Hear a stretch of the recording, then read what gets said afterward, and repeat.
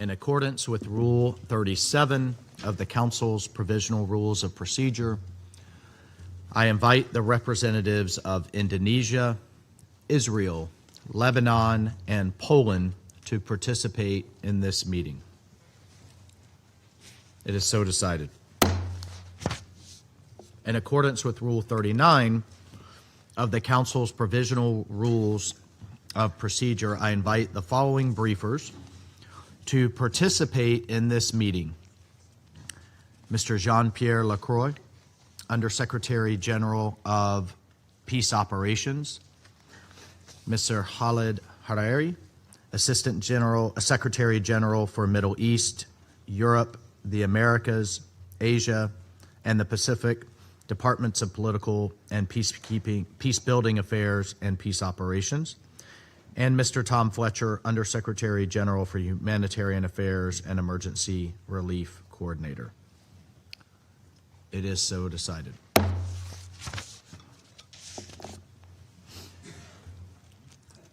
The Security Council will now begin its consideration of item 2 of the agenda. I now give the floor to Mr. Jean-Pierre Lacroix. Mr. President, members of the Security Council, the situation has dangerously deteriorated with the ongoing escalation between Hezbollah and Israel across the Blue Line and beyond. Ongoing ground advances by the Israel Defense Forces extending up to 11 kilometers amidst fierce clashes with Hezbollah and unprecedented levels of airborne exchanges. The Israel Defense Forces are in control of substantial areas immediately north of the Blue Line. The civilian suffering from the hostilities continues to mount. UNIFIL, on the ground carrying out its mission given by this Council, has now also suffered fatalities. The Secretary General has strongly condemned the 2 abhorrent incidents that led to the death of 3 of our peacekeepers in 24 hours and the serious injury of several others. Yesterday morning, 2 Indonesian peacekeepers lost their lives in an explosion that destroyed their vehicles near Bani Hayan in Sector East. 2 more peacekeepers were injured, 1 seriously. Initial findings point to a roadside explosion striking the convoy. The day prior, that is the 29th of March, a peacekeeper, also of the Indonesian contingent, was killed in an explosion inside a UNIFIL base in Et Taibe in Sector East. Another peacekeeper was critically wounded and was evacuated to a hospital in Beirut. According to an initial assessment, the explosion was caused by a projectile that hit the base. These tragic developments should not have happened. I express my deepest condolences to the families of fallen peacekeepers and the government of Indonesia. I also wish a full recovery to those injured. UNIFIL is conducting investigations to determine the circumstances of these reprehensible developments. Mr. President, these are sadly not the only dangerous incidents faced by UNIFIL's courageous peacekeepers. There has been a worrying increase in denials of freedom of movement and aggressive behavior. On the 20th of March, the Israel Defense Forces, at a newly established checkpoint on a coastal road 4 kilometers north of UNIFIL Nakura headquarters, fired warning shots at the UNIFIL patrol. The rear UNIFIL vehicle was impacted by 1 round. On the patrol's return, an Israel Defense Forces tank at the same checkpoint fired a main armament round, which impacted 15 meters from the UNIFIL vehicle, causing a puncture. On the 30th of March, a UNIFIL patrol near Dair Kanun and Nar in Sector West was subjected to a heavy small arms fire from a group of approximately 20 individuals blocking the road. An explosion next to the patrol vehicles was also reported. The patrol returned fire and disengaged, returning to Nakura headquarters. Thankfully, these attacks did not lead to injuries. We say it clearly, and has been a need to say it far too often. Peacekeepers must never be a target. All acts that endanger the peacekeepers must immediately stop. All actors must adhere to their obligations to ensure the safety and security of the peacekeepers at all times. The inviolability of the United Nations installations must be respected. I wish to acknowledge and applaud the extraordinary commitment and courage of the women and men of UNIFIL implementing Security Council mandate tasks in these extremely dangerous conditions as far as the security circumstances allow. And I express my deepest gratitude to them. Mr. President, since Hezbollah on the 2nd of March claimed an attack on Israel, the group has conducted daily strikes, including with rockets, missiles, and drones at targets in Israel and the occupied Syrian Golan. UNIFIL continues to report hundreds of launches from the mission's area of operations, which demonstrates the presence of unauthorized armed personnel, assets, and weapons south of the Litani River in clear violation of Resolution 1701.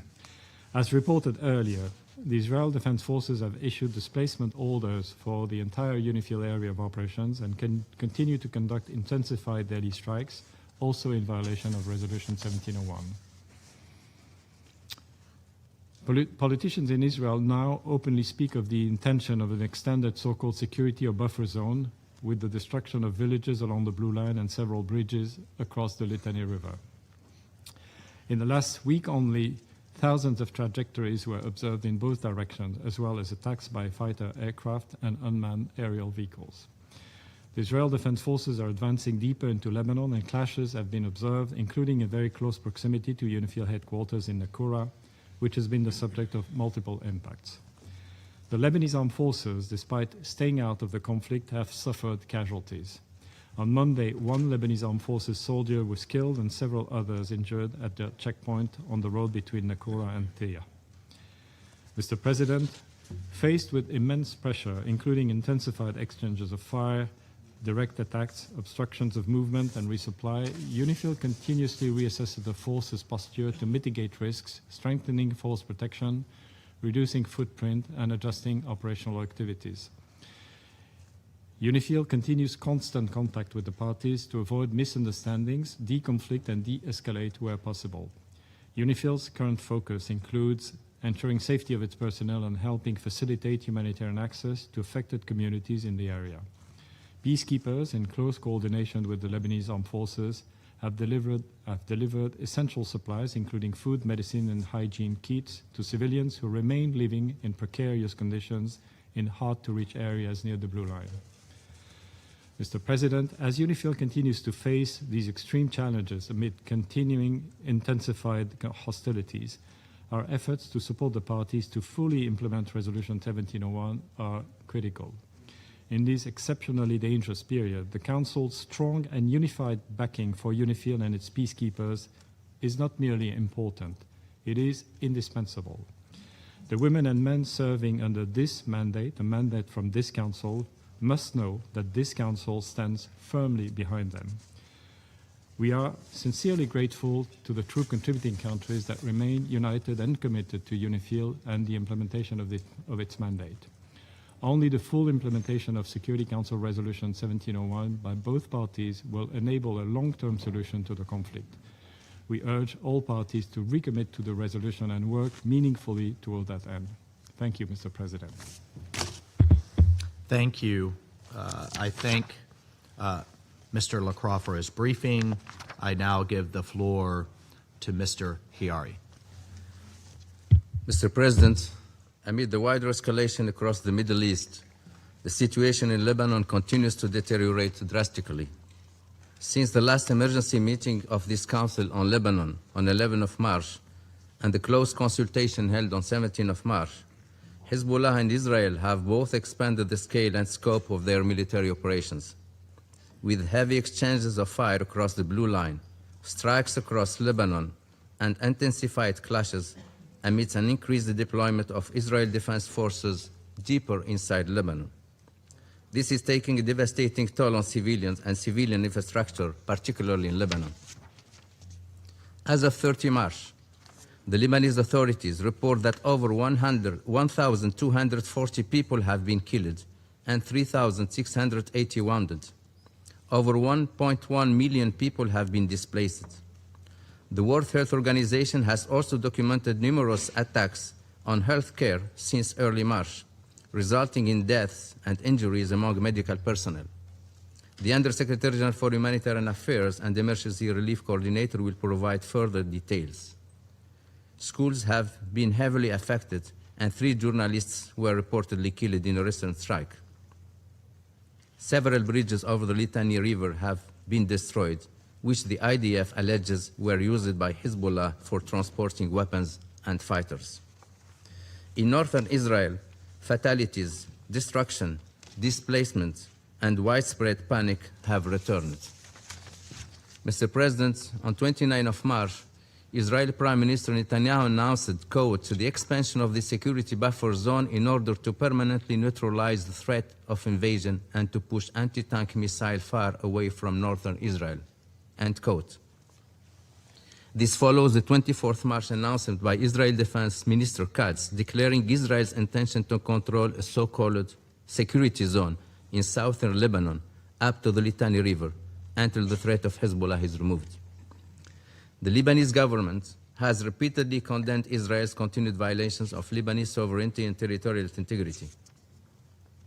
President Aoun has reaffirmed Lebanon's readiness to engage in direct negotiations with Israel under international auspices.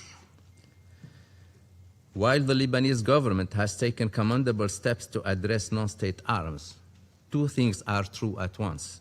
The government needs time and space, not under fire, to implement its decisions. And more assertive actions, extending beyond the military realm, are needed to bring a state monopoly on arms into being. But Hezbollah not only blatantly rejects the decisions by the Lebanese government, but also actively defies them. As well as rejecting the government decision to outlaw its activities, Hezbollah has made its capacity to undermine civil coexistence abundantly clear. This is a dangerous rhetoric when civil tensions are on the rise in Lebanon. Nonetheless, Lebanese authorities have asserted that while they are not calling for a confrontation with Hezbollah, they intend to persevere with either their plans to extend state authority across the country and have urged the group to respect government decisions.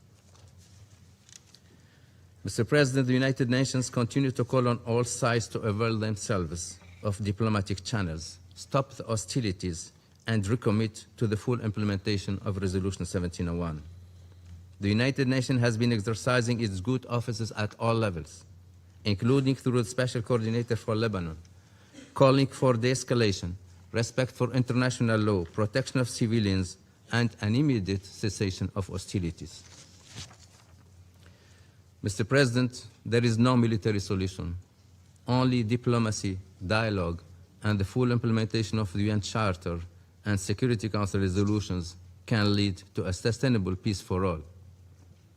This is a pathway to spare communities on both sides of the blue line more needless suffering. Thank you. I thank Mr. Harari for his statement. I now give the floor to Mr. Tom Fletcher. Thank you, Mr. President, Ambassadors, Excellencies. I appreciate the opportunity to brief the Council from Beirut, where I arrived last night to find anxiety, tension, and despondency at levels I have not witnessed in many years working in and on Lebanon. The gravity of this moment, as described by my colleagues, was of course forefront in my meetings today with President Aoun and Prime Minister Nawaf Salam, and I will discuss the moment further with Speaker Berry tomorrow.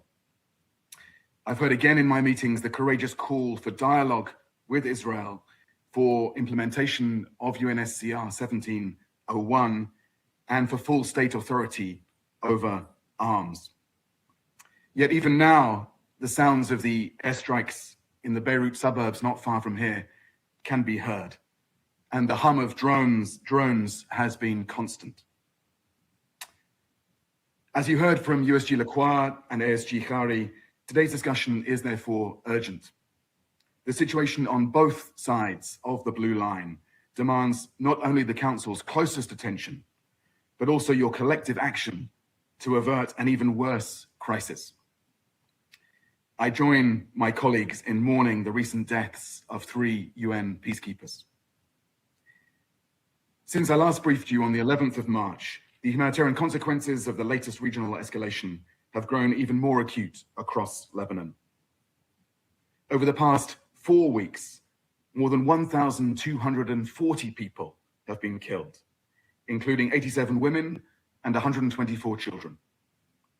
Some 52 first responders are among those killed, and another 3,500 people have been injured. Hostilities continue across southern Lebanon, across Beirut's southern suburbs, the Dahieh, and parts of the Bekaa. Hundreds of thousands of civilians remain in harm's way, especially with military advances flattening entire villages. Meanwhile, rockets continue to be fired indiscriminately by Hezbollah over the blue line into northern Israel, causing harm and fear among civilians there. In Lebanon, more than 1.1 million people have been displaced over the past 4 weeks, including more than 370,000 children. Over 200,000 people have crossed into Syria in the past month. A cycle of coercive displacement is unfolding. Displacement on this scale, of course, heightens exposure to additional dangers, particularly for women and girls living in overcrowded and unfamiliar settings. I saw the impact of that myself this morning. Lebanese and Syrian families I spoke to talked of deep uncertainty, their resilience stretched thin, growing frustration at being unable to return home safely. Many Lebanese families described fleeing fighting in 2024, only to do so again in 2026. I met Syrians displaced many times since 2013, recounting their latest upheaval. People told me consistently that displacement is not a solution, but a painful last resort for them, a temporary way to preserve their dignity while they wait for conditions that allow them to go back to their villages and neighborhoods. Above all, they asked us not to reduce their suffering to numbers. They want their lives, their losses, and their hopes to be seen and to be heard. Mr. President, even before this latest violence, tens of thousands remain displaced, and entire communities were surviving with only partial access to healthcare, water, electricity, education. The current escalation is compounding a situation that is already critical. 51 primary healthcare centers and 4 hospitals are currently closed due to hostilities, with others damaged or operating at reduced capacity. Schools and public universities are being used as shelters, leaving thousands of children without access to learning. 6 of the 8 bridges south of the Litani River have now been destroyed, and more vital infrastructure is under attack. Essential access routes have been damaged. Growing constraints hinder civilians' ability to move to safety and humanitarian partners' ability to reach those most in need. Entire communities are becoming increasingly isolated. International humanitarian law is clear. Civilians, wherever they are, in Israel and in Lebanon, must be protected. This includes allowing them to move away from the dangers of hostilities to safer areas. Essential infrastructure and basic services, healthcare, water, electricity, on which civilians depend, must also and always be spared. This is what the fundamental principles of distinction, proportionality, and precaution demand of all parties. And of course, the work of medical personnel, first responders, and humanitarians must always be facilitated, not impeded. Mr. President, we're making a concerted attempt to meet this moment. On the 13th of March, together with the government of Lebanon, we launched a $308 million flash appeal to provide life-saving support to up to 1 million people over the next 3 months. Thanks to all the donors who have responded so far with support, especially in such a difficult moment for global funding. We've received $94 million so far, including a third of that from OCHA, and the appeal continues, rallying funds for life-saving support, even as so much more is still needed. In the last 4 weeks, we've scaled up our humanitarian operations, delivering 2.8 million hot and cold meals to help ensure adequate sustenance. I saw myself this morning 3,000 of those meals ready for distribution. Non-food support has also grown to keep pace with large populations on the move. More than 122,000 thermal blankets, 99,000 mattresses, nearly 50,000 sleeping mats have been provided. 58,000 hygiene kits, 26,000 menstrual hygiene kits have also been distributed. Humanitarian partners have delivered more than 875,000 litres of bottled drinking water, 15,000 cubic metres of trucked water. Fuel has been supplied to sustain water services for 412,000 people. Mr. President, in my short time back in Lebanon, the message from communities here is painfully clear. They want safety, they want dignity, they want this to stop. They want to escape this cycle of crises. And they look to members of this council to heed these calls. We have often said that we cannot let Lebanon fail. Now is a real test of that promise. Lebanon is often said to be at breaking point, yet so often finds the resilience somehow to pull through. Now it is once again at breaking point. So I have three messages for the Lebanese people. First, continue to respond with generosity to your fellow Lebanese. You are the humanitarian front lines right now. I know that you will meet this moment. Second, retain a commitment to national identity. You must rise above the forces that seek to divide you. And third, don't give up on the idea of Lebanon. If coexistence fails here, it stands to fail everywhere. And finally, Mr. President, my three asks for this council. First, given the trajectory that some Israeli ministers have described, and given what we have seen in plain sight in Gaza, how will you protect civilians? Secondly, given the intensity of the coercive displacement that we are seeing, how should we prepare collectively as the international community for a new addition to the list of occupied territories? And thirdly, given the political tension here in Lebanon and the fragility of political structures, how should we prepare for the potential terror of a fresh round of internal targeting and political strife? These questions are daunting. They are not easy. They are challenging, but they are precisely the kind of questions that the Security Council and the United Nations must confront if we too are to meet this moment. Thank you, Mr. President. I thank Mr. Fletcher for his statement. I now give the floor to those council members who wish to make statements. I give the floor to the representative of France. Merci, Monsieur le Président. Monsieur le Président, avec l'Indonésie, la France a demandé la tenue de cette réunion d'urgence à la suite des attaques gravissimes, inacceptables et injustifiables que les casques bleus de la FINUL ont subies ces derniers jours. Ces attaques s'inscrivent dans le prolongement d'une série d'autres attaques et incidents similaires observés lors des derniers mois que la France a condamnés avec fermeté à plusieurs reprises. Cette situation ne saurait durer. Aussi, Monsieur le Président, je vous remercie d'avoir organisé cette réunion dès ce matin et je remercie pour leurs exposés Monsieur le Secrétaire général adjoint aux opérations de paix, Monsieur Jean-Pierre Lacroix, Monsieur le Secrétaire général adjoint aux affaires humanitaires, Tom Fletcher, et Monsieur le Sous-secrétaire général pour les affaires politiques, Khaled Kiari, pour leurs exposés, leurs remarques, leurs observations et leurs demandes au Conseil. 3 casques bleus indonésiens sont morts dans les dernières 48 heures. 3 soldats de la paix, engagés au service de la communauté internationale, tués dans l'exercice de leur mission au Liban. La France leur rend hommage. Elle exprime aux familles des victimes, à l'Indonésie, sa solidarité la plus profonde et ses condoléances les plus sincères. Elle exprime sa reconnaissance à l'ONU, aux soldats qui maintiennent la paix avec le casque bleu. Elle souhaite un prompt rétablissement au personnel blessé. Elle salue aussi le professionnalisme, le courage, l'engagement de tous les personnels onusiens au Sud-Liban et partout dans le monde. Elle réaffirme son soutien au mandat de la FINUL, qui doit pouvoir l'exercer pleinement, sans entrave, jusqu'à sa fin telle que prévue par la résolution 2790.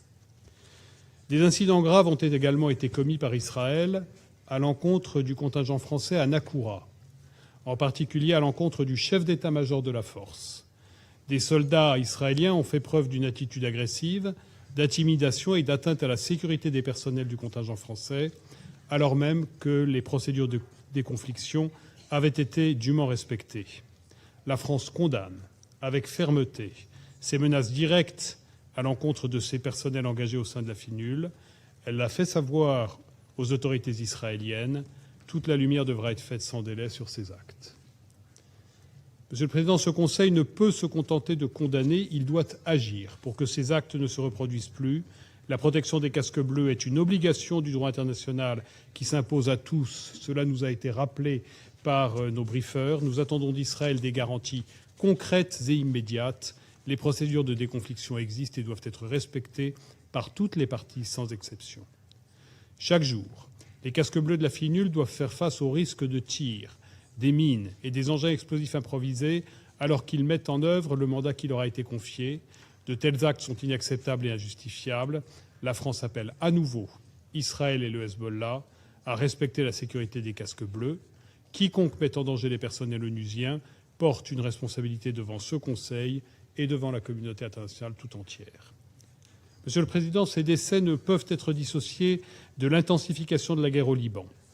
Les populations civiles en payent l'insupportable prix. Au Liban, plus de 1200 morts et 3500 blessés en moins d'un mois, dont des enfants, personnels de santé et journalistes. Un Libanais sur 4 déplacé dans des conditions d'une extrême difficulté, malgré le volontarisme des autorités libanaises, avec l'appui résolu de la communauté internationale, dont celui de la France. En Israël, une population contrainte de se réfugier plusieurs fois par jour dans les abris, dans des délais d'à peine plus de 15 secondes. Pour sortir de la guerre, la voie est connue. C'est la pleine mise en œuvre de la résolution 1701 et le recours à l'accord de cessez-le-feu de novembre 24, avec l'appui du mécanisme de surveillance américano-français qui en procède.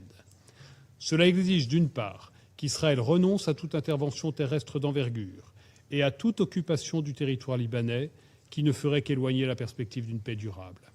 Cela exige, d'autre part, que le Hezbollah mette un terme à ses attaques et qu'il remette ses armes à l'État libanais, conformément à la décision prise courageusement par le gouvernement libanais le 2 mars. Le Hezbollah doit cesser de prendre en otage le peuple libanais au service d'une guerre menée par l'Iran contre Israël, guerre que nous condamnons absolument. L'Iran doit également se conformer aux décisions prises souverainement par les autorités libanaises, dont celle d'exiger le départ de l'ambassadeur d'Iran au Liban à compter du 29 mars. Une solution diplomatique est possible pour s'engager dans la voie de la paix. La France y travaille et nous poursuivons nos échanges avec les autorités libanaises et israéliennes pour parvenir à une désescalade susceptible d'ouvrir le chemin de négociations directes. Dans ce contexte, nous saluons et soutenons les décisions courageuses prises par l'exécutif libanais s'agissant du renforcement de la souveraineté du Liban et son ouverture inédite à des discussions directes avec Israël. Il s'agit d'une opportunité historique dont la France invite à se saisir sans délai afin d'arriver à un règlement durable du conflit dans l'intérêt de toutes les parties. La France se tient prête à faciliter ces échanges en étroite collaboration avec ses partenaires. C'est dans cette perspective que le ministre français des Affaires étrangères s'est rendu il y a quelques jours à Beyrouth et à Jérusalem. Mais pour parvenir à cette solution plusieurs préalables, le respect de l'ONU, le respect des personnels de la FINUL, le respect du droit international, y compris du droit international humanitaire et des populations civiles, et l'arrêt des hostilités au plus vite. Je vous remercie. I thank the representative of France for his statement. I now give the floor to the representative of Greece. Thank you, Mr. President. I also wish to thank USG Lacroix, USG Fletcher, and ASG Chiari for their briefings. Colleagues, we gather today at a moment of profound sorrow and grave concern as the ongoing conflagration in Lebanon has not spared UNIFIL's blue helmets.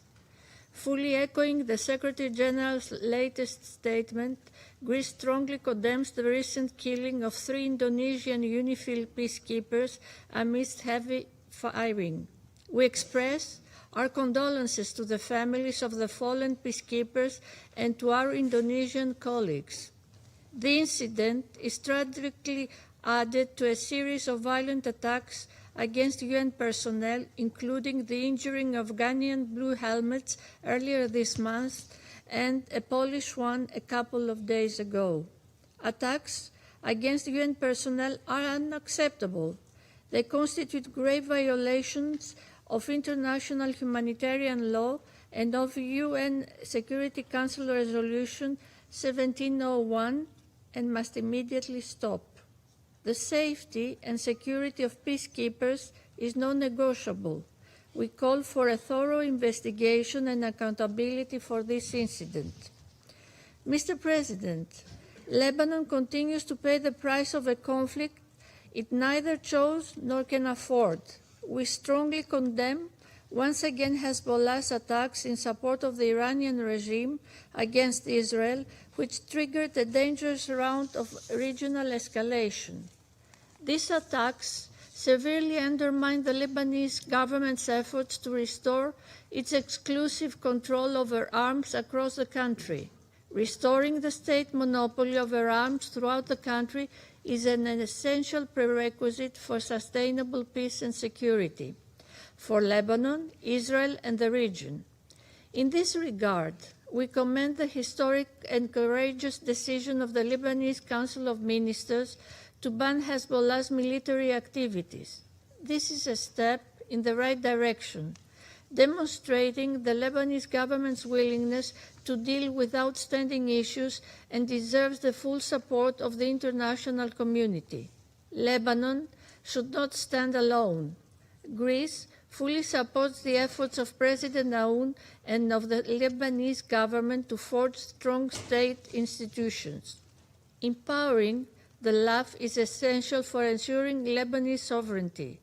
Greece already bilaterally assists Lebanon, including the LAF, and we stand ready to participate in the international conference in Paris as soon as conditions allow. We also recognize Israel's right to self-defense. Communities in northern Israel have suffered terribly due to Hezbollah's attacks since October 2023. However, any further escalation must be avoided. We call for a maximum restraint, and we are opposed to protracted ground operations. The expansion of Israel's military operations into Beirut and across Lebanon's territory aggravates the already fragile security situation. Greece reaffirms its support for the territorial integrity, sovereignty, and political independence of Lebanon. Full respect for Resolution 1701 and the November 2024 ceasefire agreement is essential in this regard. Mr. President, civilians are bearing the heaviest burden of this crisis. More than 1 million people have been displaced, many lives have perished, and thousands have been severely injured. The risk of broader regional destabilization, including of additional refugee flows, is growing. Civilian infrastructure, including airports, ports, and bridges across the country, do not constitute legitimate targets. Journalists, humanitarian and health care workers must be protected at all times and in all circumstances. We also express our condolences to the families of the victims and our solidarity to those impacted by this war. International humanitarian law must be upheld by all parties, everywhere and at all times. Standing in full solidarity with the Lebanese people, Greece immediately responded to OCHA's flash appeal, allocating a substantial financial contribution. We are also finalizing our contribution to strengthening Lebanon's health sector. At the same time, the tireless efforts of humanitarian actors on the ground, including UN agencies in UNRWA, cannot be overlooked. Their work under extremely difficult and dangerous conditions is indispensable as it is commendable. Mr. President, any further escalation risks the lives of civilians who have not opted for this conflict. It endangers UN personnel who are striving to uphold peace and at the risk of their own safety. And it severely undermines Lebanon's sovereignty, territorial integrity, and political independence, which we strive to preserve. We commend the willingness of the Lebanese leadership to pursue direct political negotiations with Israel. This is a moment for responsibility and de-escalation. Lebanon deserves a future of peace, security, and dignity, free from external interference and internal division. Greece will stand by its side in that effort. I thank you. I thank the representative of Greece for her statement. I give the floor to the representative of Latvia. Mr. President, allow me to begin by thanking you for convening this meeting on such a short notice, and I also thank France and Indonesia for requesting this meeting in light of UNIFIL casualties and the grave and escalatory situation in Lebanon. I thank USG Lacroix, USG Fletcher and ASG Kerry for their briefings. Latvia strongly condemned the attacks on UNIFIL, resulting in the death of 3 Indonesian peacekeepers and injuries to several other peacekeepers. And we express our deepest condolences to the Republic of Indonesia. Our thoughts are with the injured and the loved ones of the deceased. We call for a robust and timely investigation to determine the perpetrators of the attacks. We call for the accountability of these blatant violations of international humanitarian law. The safety and security of UN personnel and property is not optional. It must be respected by all sides at all times. Deliberate attacks on peacekeepers are grave violations of international humanitarian law and may constitute war crimes.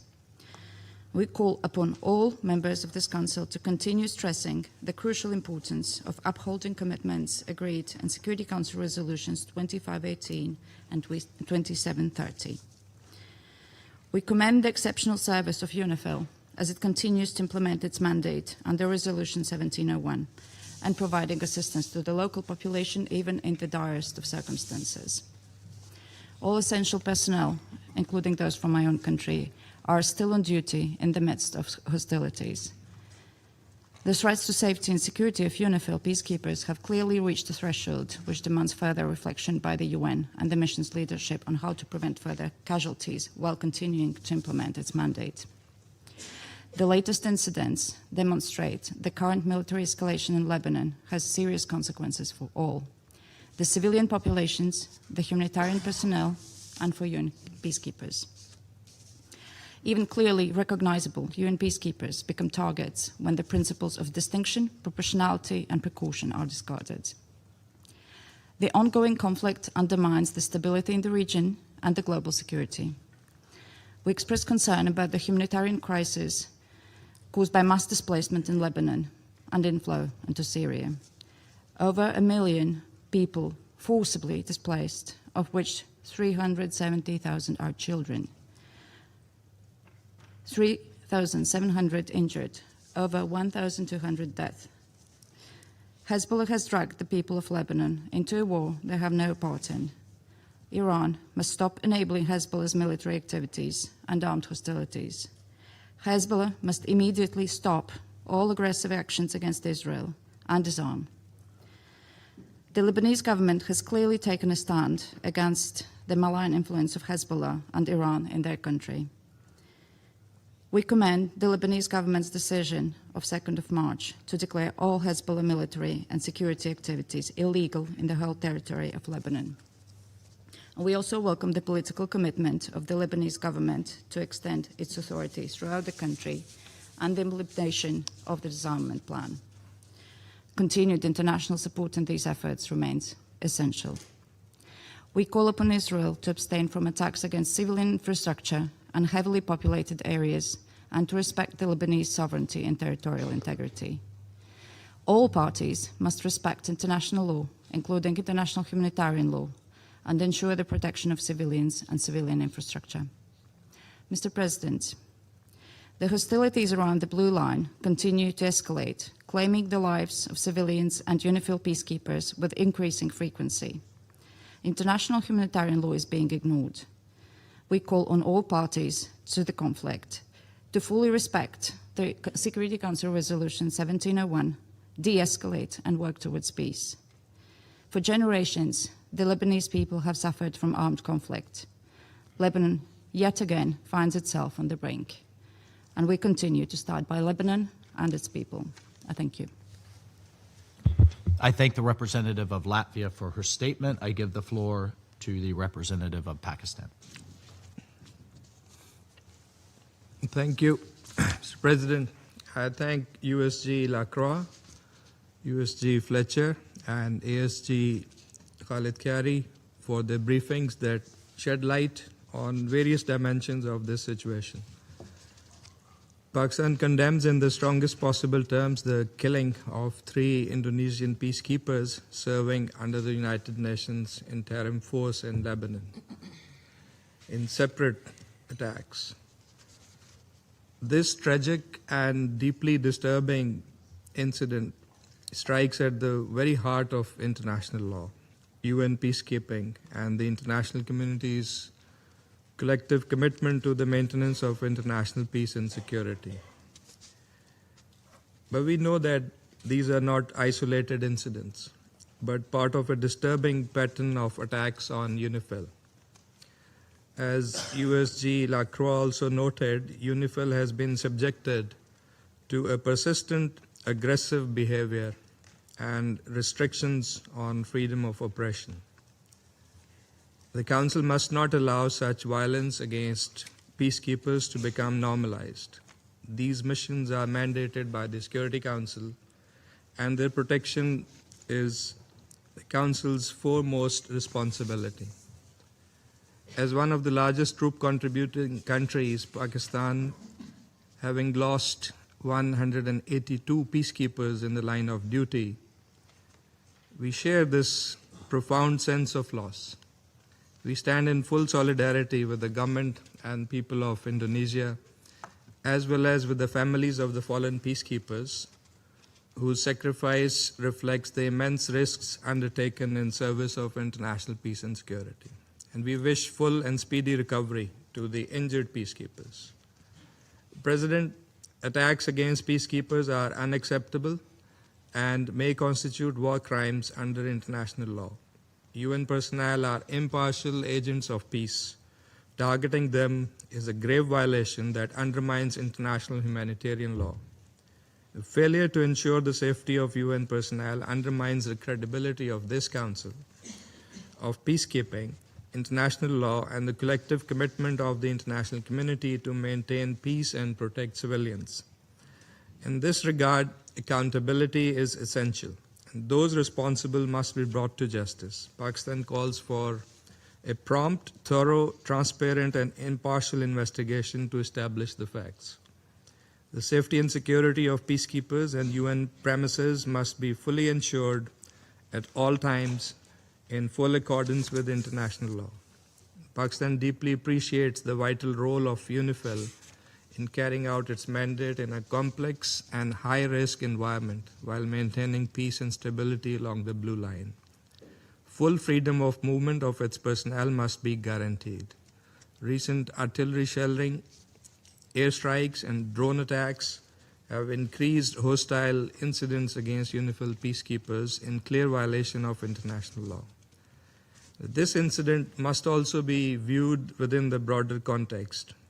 Israel's continued military actions in southern Lebanon have resulted in the death of more than 600 civilians, displacement of more than 1 million people, and widespread destruction of civilian infrastructure. Ongoing fighting and hostilities are further exacerbating the humanitarian situation and heightening risks to both civilians and peacekeepers. These developments are undermining the Lebanese government's bold steps, policy decisions, and serious commitment to peace and stability. We must not allow this. The Council must extend its full support to Lebanon. We urge all parties to adhere to their obligations under Security Council Resolution 1701 and the Cessation of Hostilities Agreement of November 2024. Full compliance with these commitments is essential to prevent further escalation and to restore stability in the region. In this context, we also call for full respect for sovereignty and territorial integrity of Lebanon. And Pakistan stands firmly with the government and people of Lebanon. President, in the light of the evolving and deeply concerning situation in the region, we stress that further escalation must be avoided at all costs. We call on all parties to exercise maximum restraint. The ultimate objective must be urgent de-escalation, restraint, and a complete cessation of all hostilities and a peaceful resolution of all issues to prevent further deterioration of the regional security environment. This Council, we believe, must fully espouse and advance that objective. I thank you. I thank the representative of Pakistan for his statement. I give the floor to the representative of Denmark. Thank you, Mr. President. And let me also thank Undersecretary Lacroix, Undersecretary Fletcher, and Assistant Secretary General Viory for their informative and alarming briefings. We also thank France and Indonesia for calling this urgent meeting, which we agree is both necessary and timely. Recent days' events illustrate how fragile and dangerous the situation in Lebanon has become, and how crucial it is to prevent further escalation for the civilians of Lebanon and Israel alike. Mr. President, we condemn in the strongest possible terms the attacks on UNIFIL, which in the past 2 days have caused the deaths of 3 peacekeepers and the serious injuries of others. We look forward to the results of UNIFIL's full and thorough investigation into these incidents. Peacekeepers are clearly protected under international humanitarian law, and any deliberate targeting against peacekeepers is unacceptable. Denmark extends its deepest condolences to the families of those killed, as well as to the government and people of Indonesia. We wish a speedy recovery for those injured. The brave women and men of UNIFIL serve under the UN flag in the pursuit of peace. They are the embodiment of multilateral solidarity and cooperation in action, and these incidents represent a direct attack on these principles.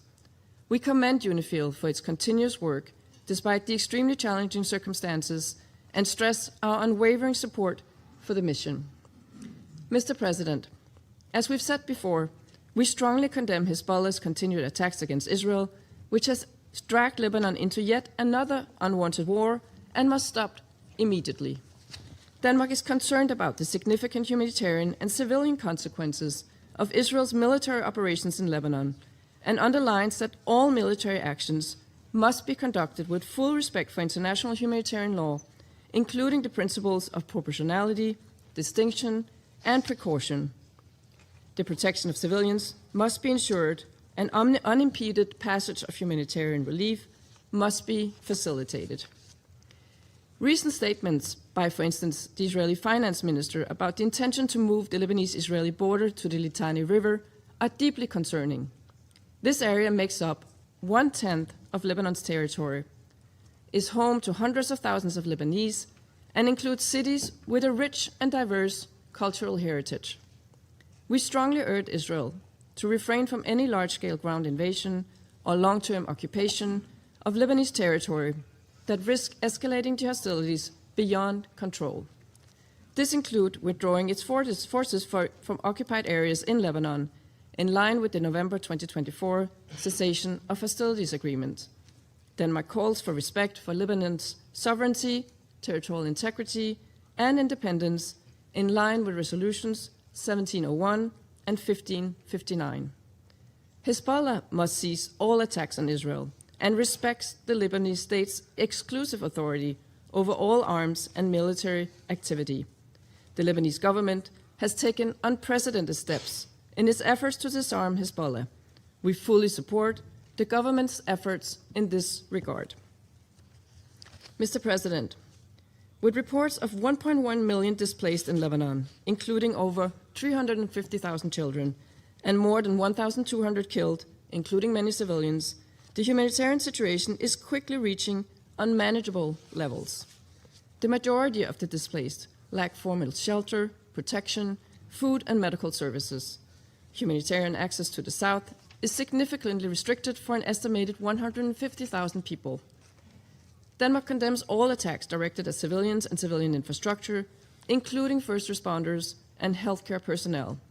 Since March 2nd, we've seen 87 attacks on healthcare in Lebanon, resulting in more than 50 deaths among healthcare personnel and many more wounded. This must stop. Denmark recalls resolutions 2286 and 2730 on the protection of medical staff and facilities and the protection of humanitarian workers. We urge all parties to fully respect their obligations under international humanitarian law uphold these resolutions and ensure that all civilians, including medical staff and humanitarian workers, are protected and do not become the targets of attacks. Denmark also expresses our deep concern over the reported attacks on journalists and recall that civilians must be protected under international humanitarian law. Mr. President, in closing, as the situation in the region continues to escalate and the path to stability cannot be selective but must be comprehensive, we must not allow developments in Lebanon to be overshadowed by other events. We must collectively and strongly insist on de-escalation. Around this table, we must do all within our power to this urgent end. I thank you. I thank the representative of Denmark for her statement. I give the floor to the representative of Somalia.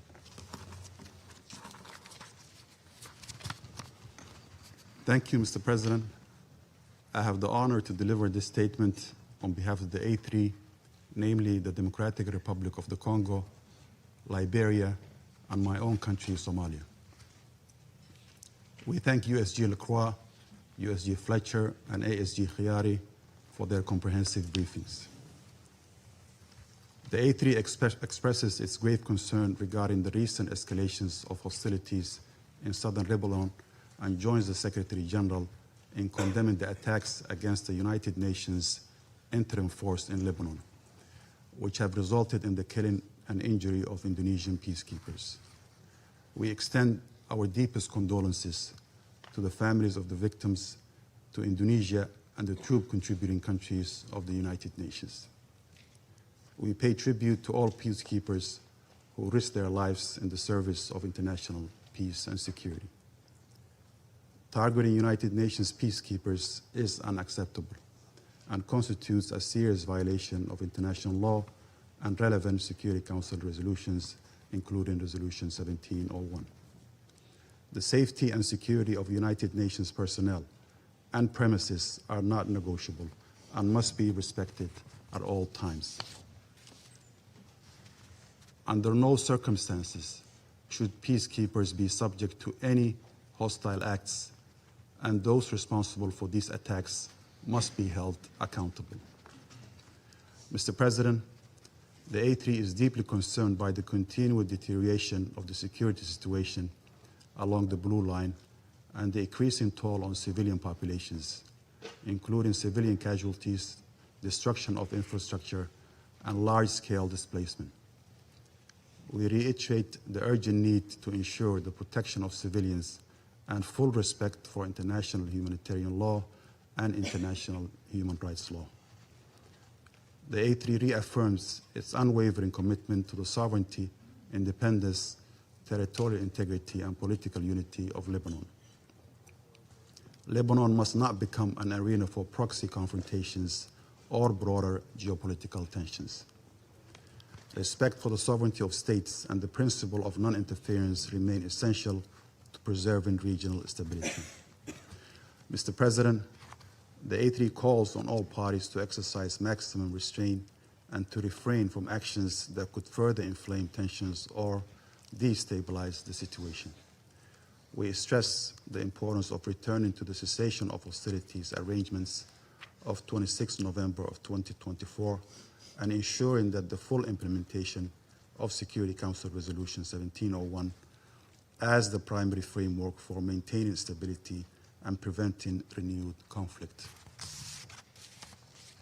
Dialogue and diplomacy remain the only viable path to preventing further deterioration of the situation.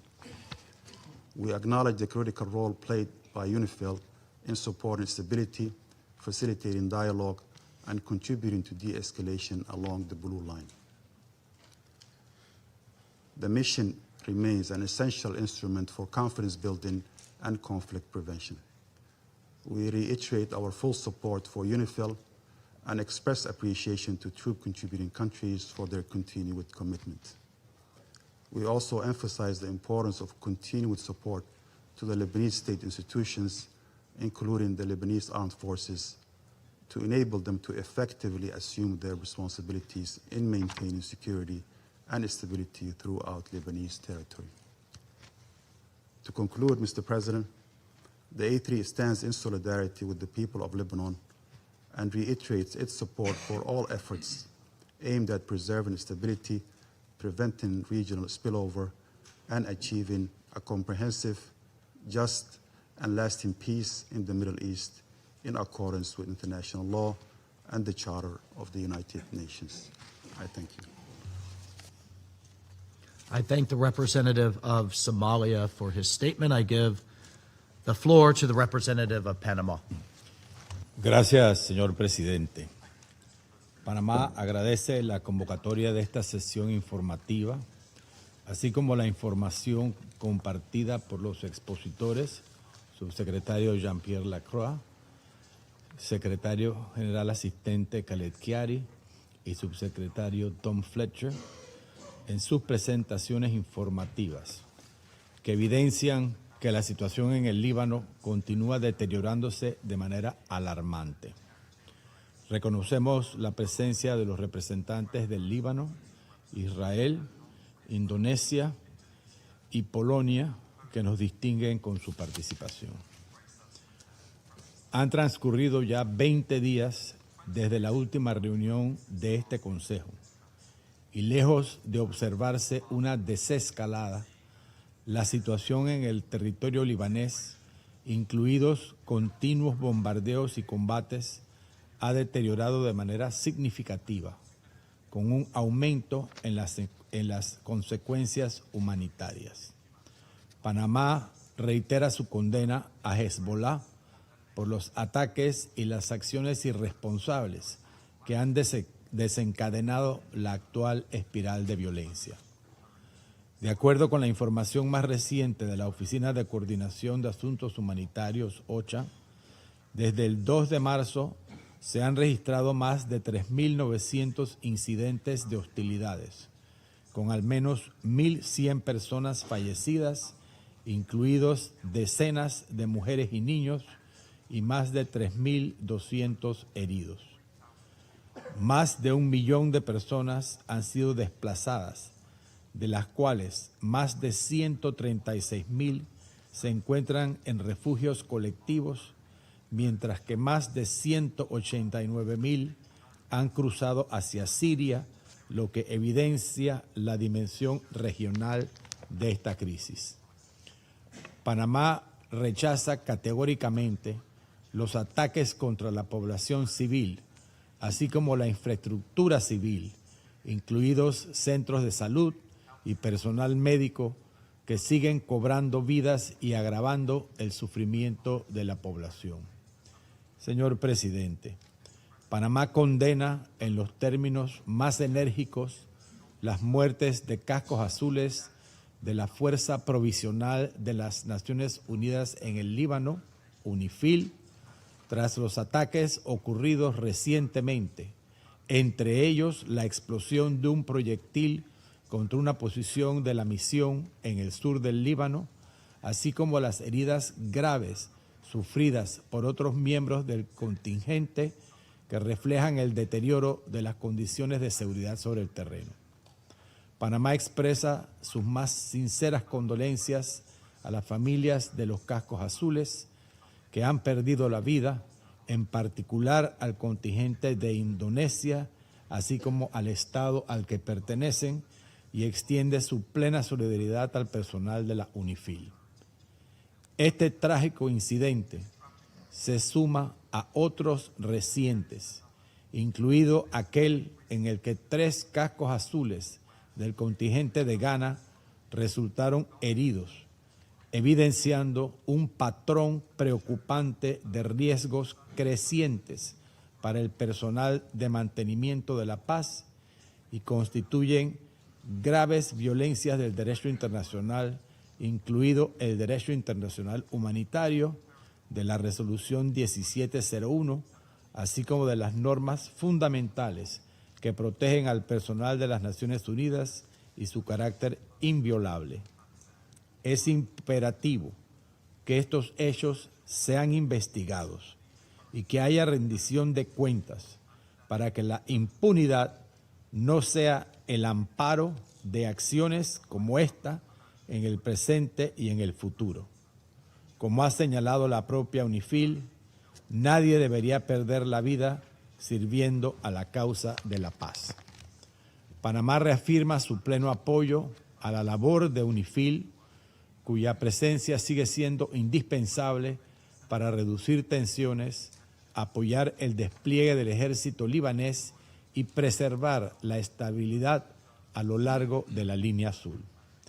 Presidente, Panamá reitera su firme respaldo y reconocimiento a la soberanía, a la integridad territorial, unidad e independencia política del Estado libanés y a su gobierno e instituciones, en particular de las Fuerzas Armadas libanesas, para fortalecer la autoridad del Estado en todo su territorio y poder avanzar hacia el principio de que el monopolio del uso legítimo de la fuerza y de las armas corresponda exclusivamente al Estado en línea con la resolución 1701. Ante esta grave situación, reiteramos el llamado a las partes a retomar el acuerdo de cese de hostilidades del 26 de noviembre de 2024 y a cumplir plenamente con sus obligaciones en virtud del derecho internacional. Exhortamos a aprovechar la oportunidad para reanudar el diálogo y la negociación ofrecidas por el gobierno de Líbano a Israel. No existe una solución militar a esta crisis.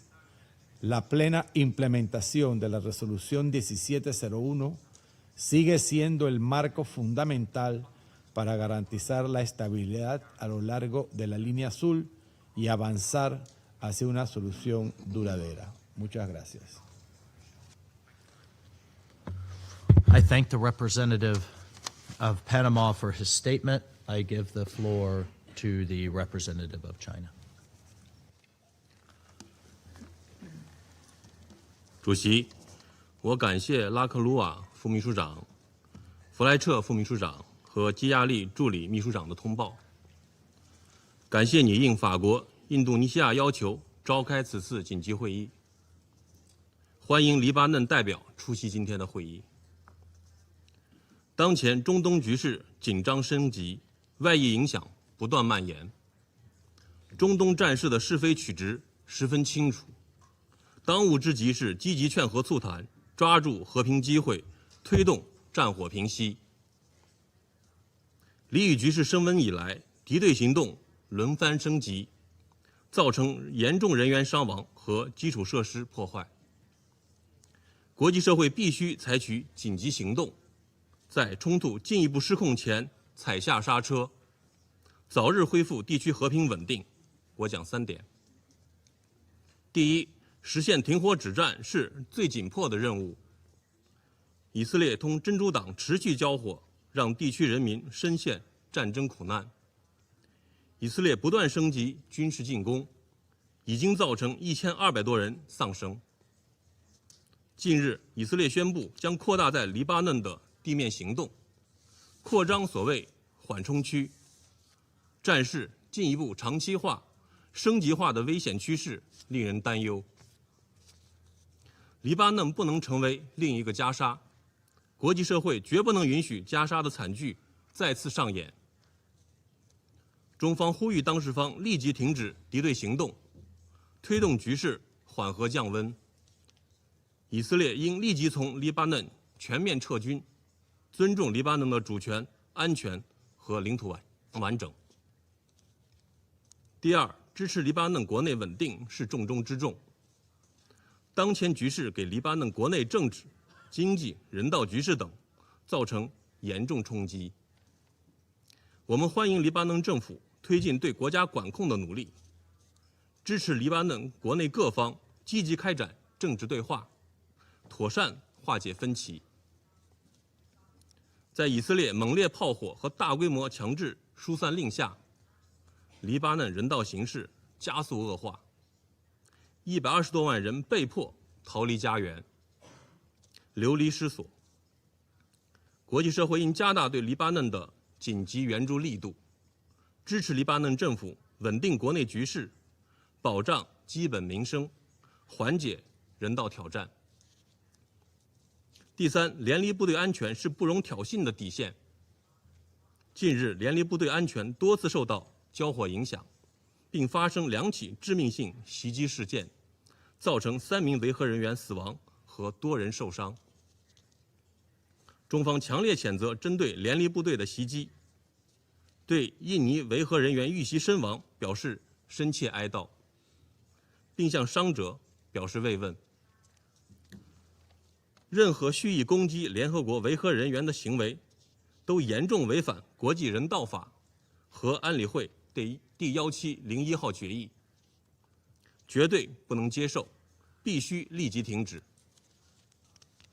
我们高度赞赏联离部队冒着战火威胁坚守岗位，敦促当事方采取切实措施，保障联离部队安全和行动自由，对所有袭击维和人员事件进行严肃调查追责。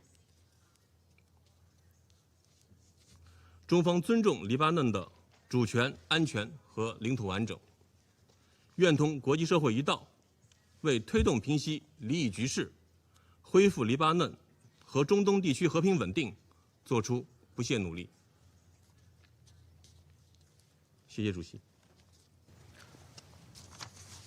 I thank the representative of China for his statement. I give the floor to the representative of the Russian Federation.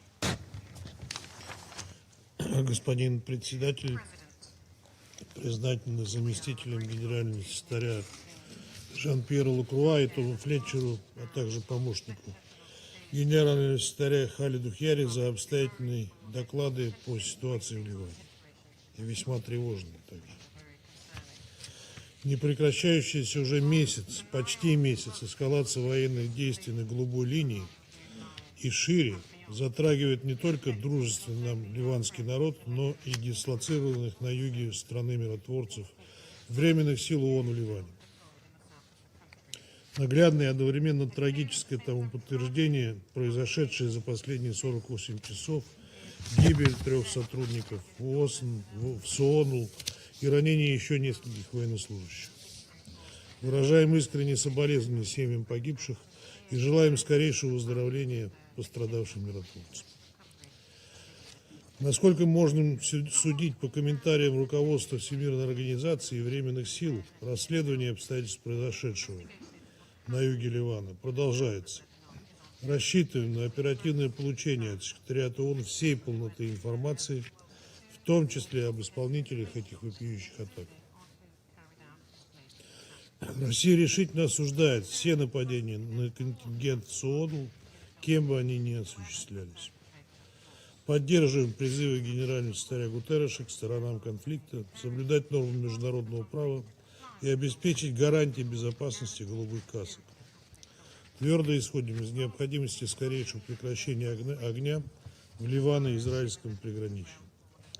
Иначе резонансные вспышки насилия на юге Ливана станут не последними фатальными инцидентами с сотрудниками ООН.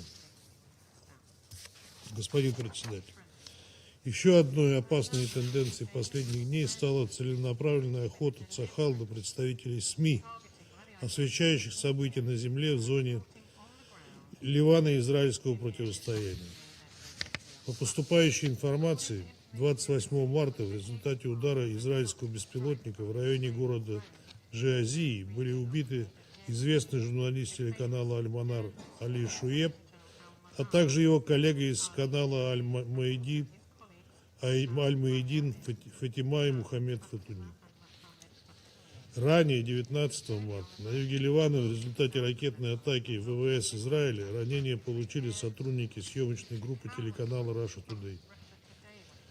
Прицельный удар был нанесен в непосредственной близости от места проведения съемок, где никаких военных объектов не было, что наглядно подтверждают попавшие в объектив оператора кадры детонации боеприпасов.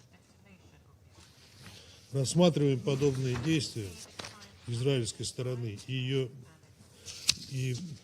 ее военных как грубое нарушение международного права и сознательное препятствие работе сотрудников СМИ. Требуем тщательного расследования данного инцидента властями Израиля, привлечения виновных к ответственности и недопущения подобных нападений в будущем.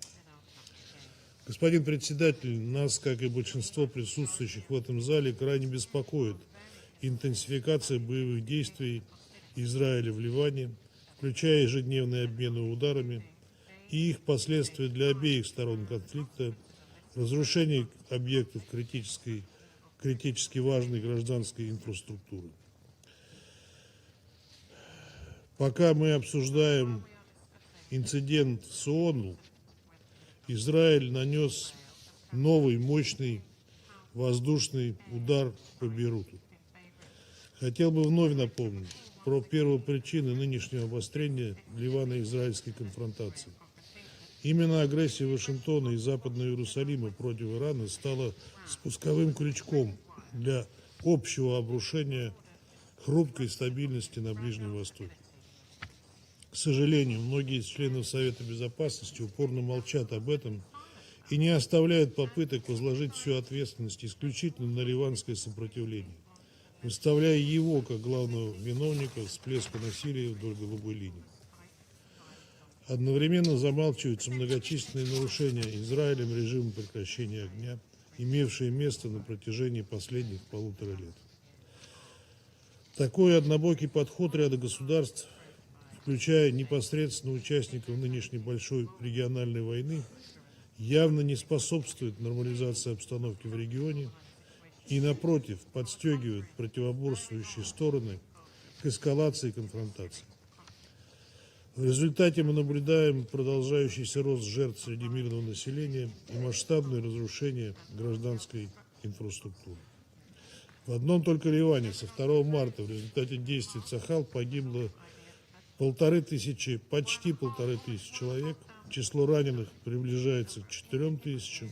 Более миллиона ливанцев стали внутренне перемещенными лицами. Обыденной практикой становятся удары Израиля по медицинским учреждениям Арабской Республики.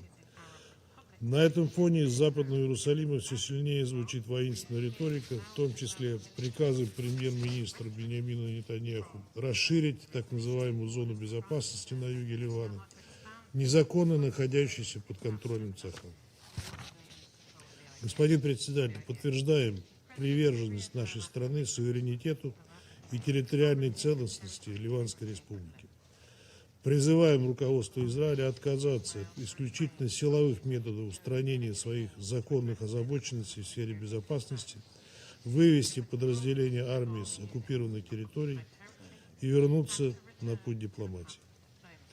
Ключевым ориентиром для сторон должно оставаться неукоснительное следование своим обязательствам согласно резолюции Совета 1701 и другим профильным решениям Совета, в том числе касающимся параметров деятельности в СООНу, которые продолжают, вопреки угрозам безопасности, оставаться на своих позициях и ценой своей жизни выполнять вверенный Советом Безопасности мандат по стабилизации обстановки в регионе.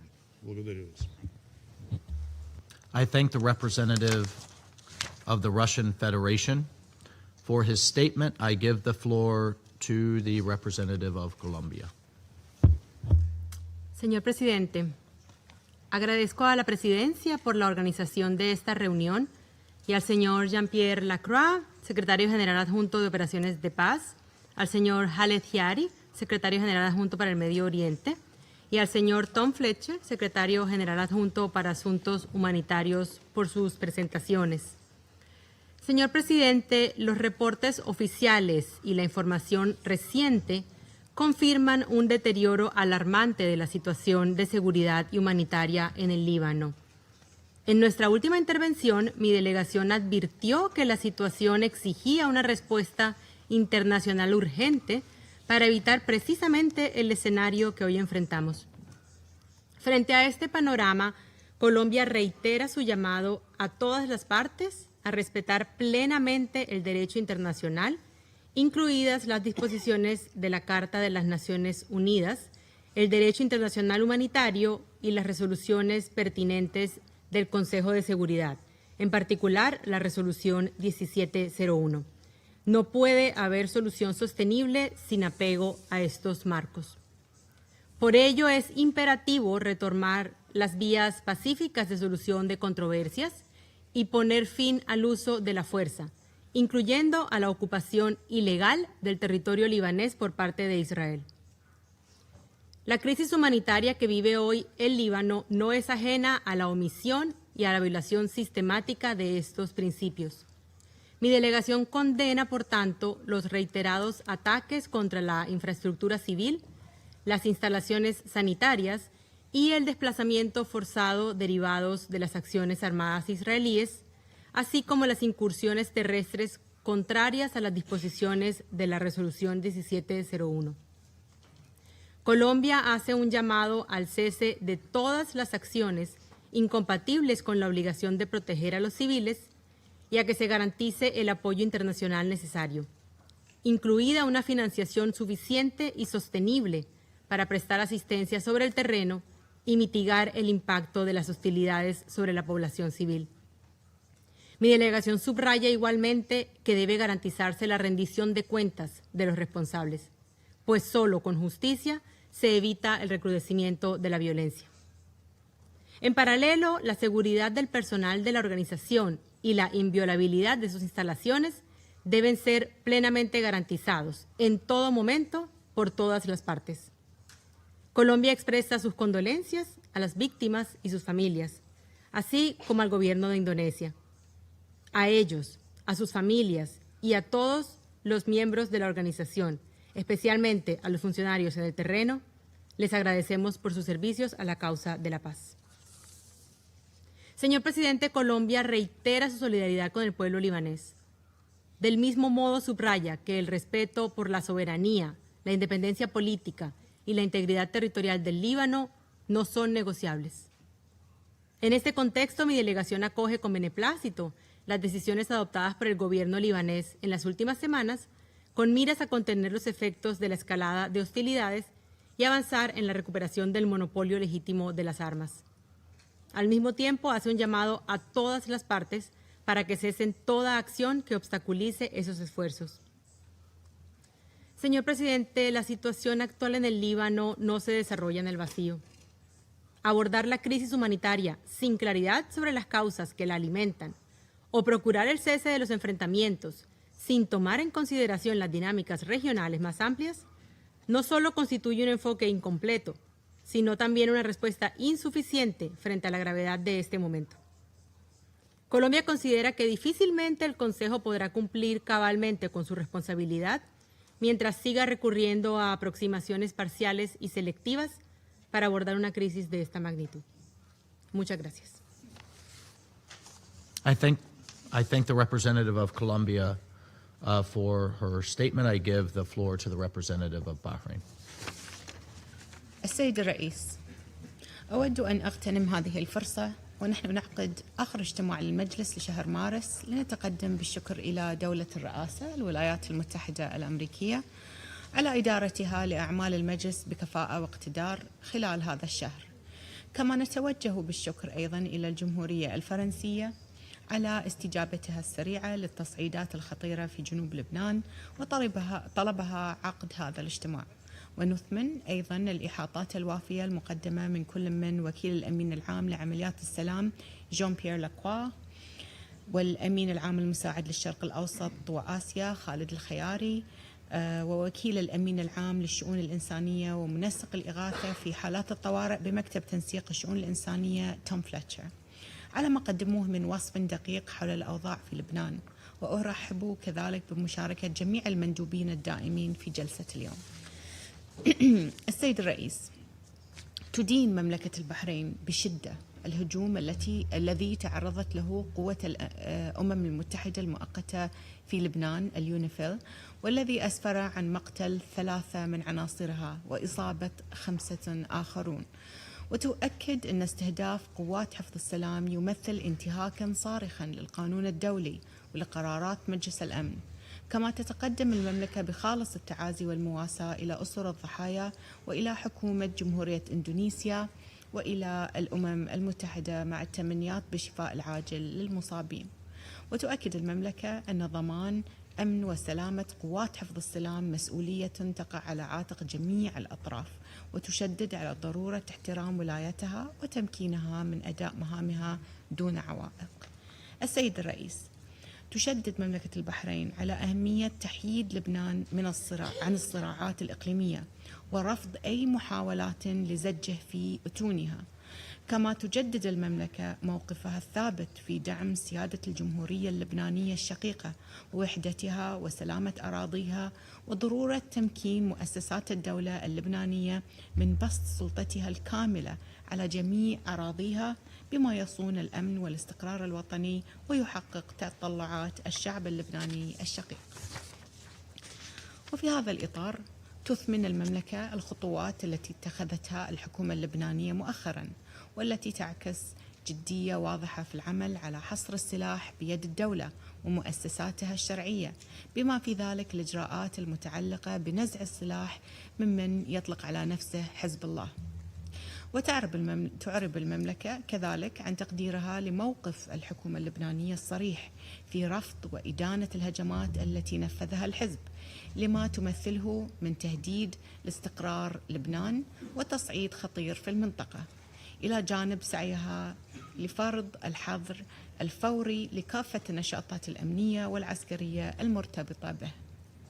ونرحب أيضا بإعلان القيادة اللبنانية نيتها الانخراط في مفاوضات مع إسرائيل برعاية دولية للتوصل إلى وقف فوري لإطلاق النار، وهو توجه يعكس مسؤولية وطنية وحرصا على تجنيب لبنان المزيد من التصعيد. السيد الرئيس، وفي هذا السياق تدين مملكة البحرين أي تصعيد من شأنه أن يؤدي إلى توسيع رقعة المواجهات وتحويلها إلى صراع إقليمي شامل، وأي خروقات لاتفاق وقف إطلاق النار، كما تدين التصريحات الإسرائيلية ذات الطابع التوسعي، وتحذر من مخاطر أي توغلات برية قد تمس سيادة الأراضي اللبنانية أو تهدد أمنها وسلامتها وتتسبب في سقوط ضحايا مدنيين وتفاقم الأوضاع الإنسانية، فضلا عن موجات نزوح واسعة لما لذلك من انعكاسات خطيرة على الاستقرار الإقليمي. وتؤكد المملكة في هذا السياق ضرورة الالتزام الكامل بأحكام القانون الدولي والقانون الدولي الإنساني، لا سيما ما يتعلق بحماية المدنيين والبنية التحتية المدنية وضمان وصول المساعدات الإنسانية دون عوائق.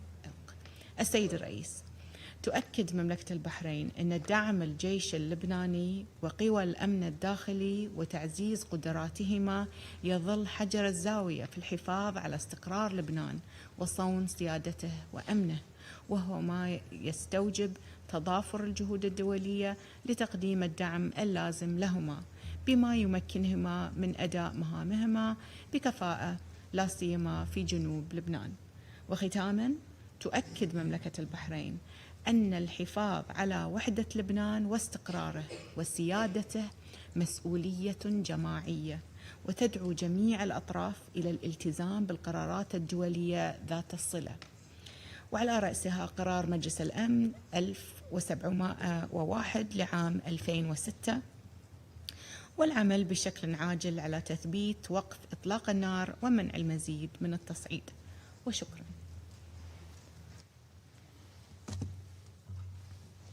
I thank the representative of Bahrain for her statement. I give the floor to the representative of the United Kingdom. Thank you, President.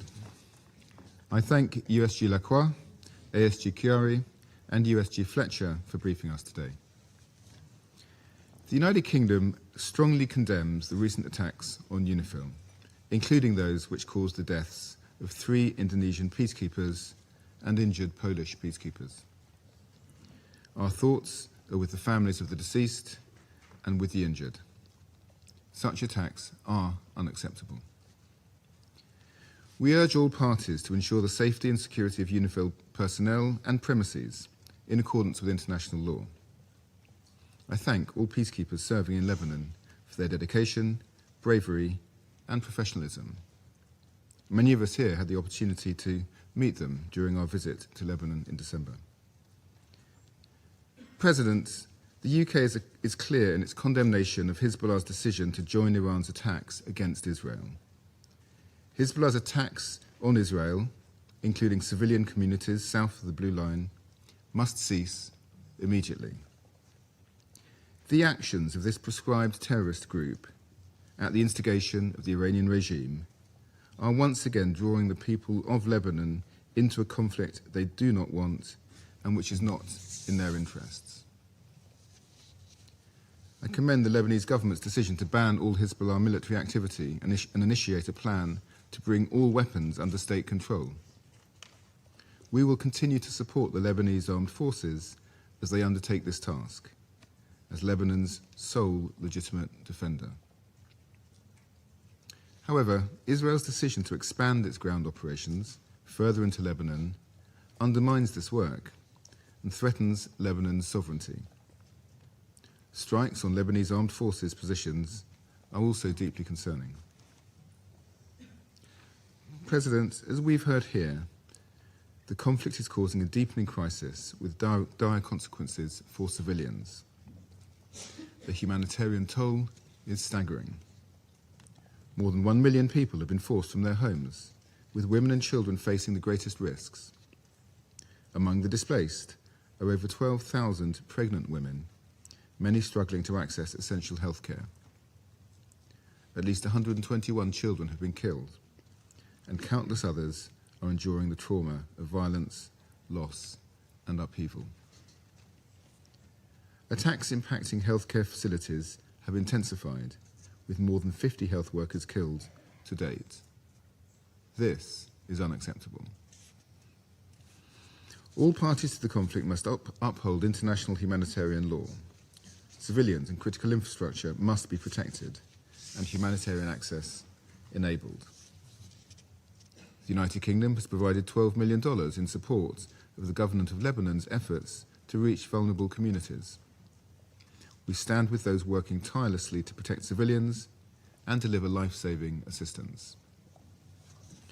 And finally, President, we support the urgent need for direct negotiations between the governments of Israel and Lebanon. This is the only path towards lasting peace and security for people both sides of the Blue Line. Both Israel and Lebanon want to see an end to Hezbollah's ability to threaten the region. Further expansion of this conflict will only repeat the cycle of violence across the Blue Line and drag the region further into crisis. I thank you. I thank the representative of the United Kingdom for his statement. I will now give a statement in my capacity as a representative of the United States. And colleagues, I too thank you.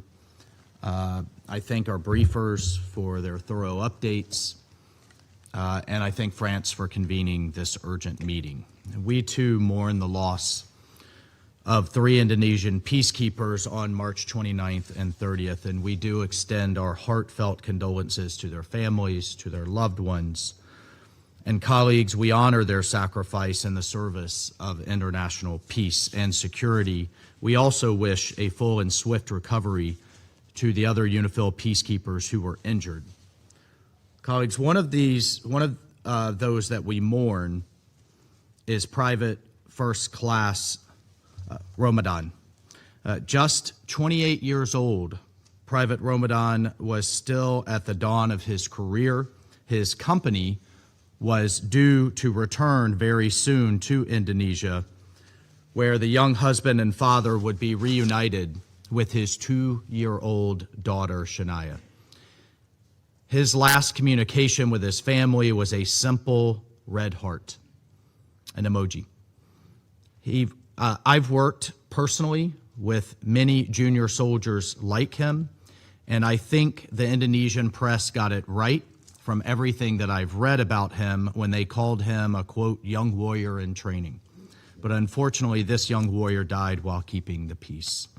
He was a young father, a young soldier, thousands of miles from home, who trusted that this council would deploy him where he would be most effective.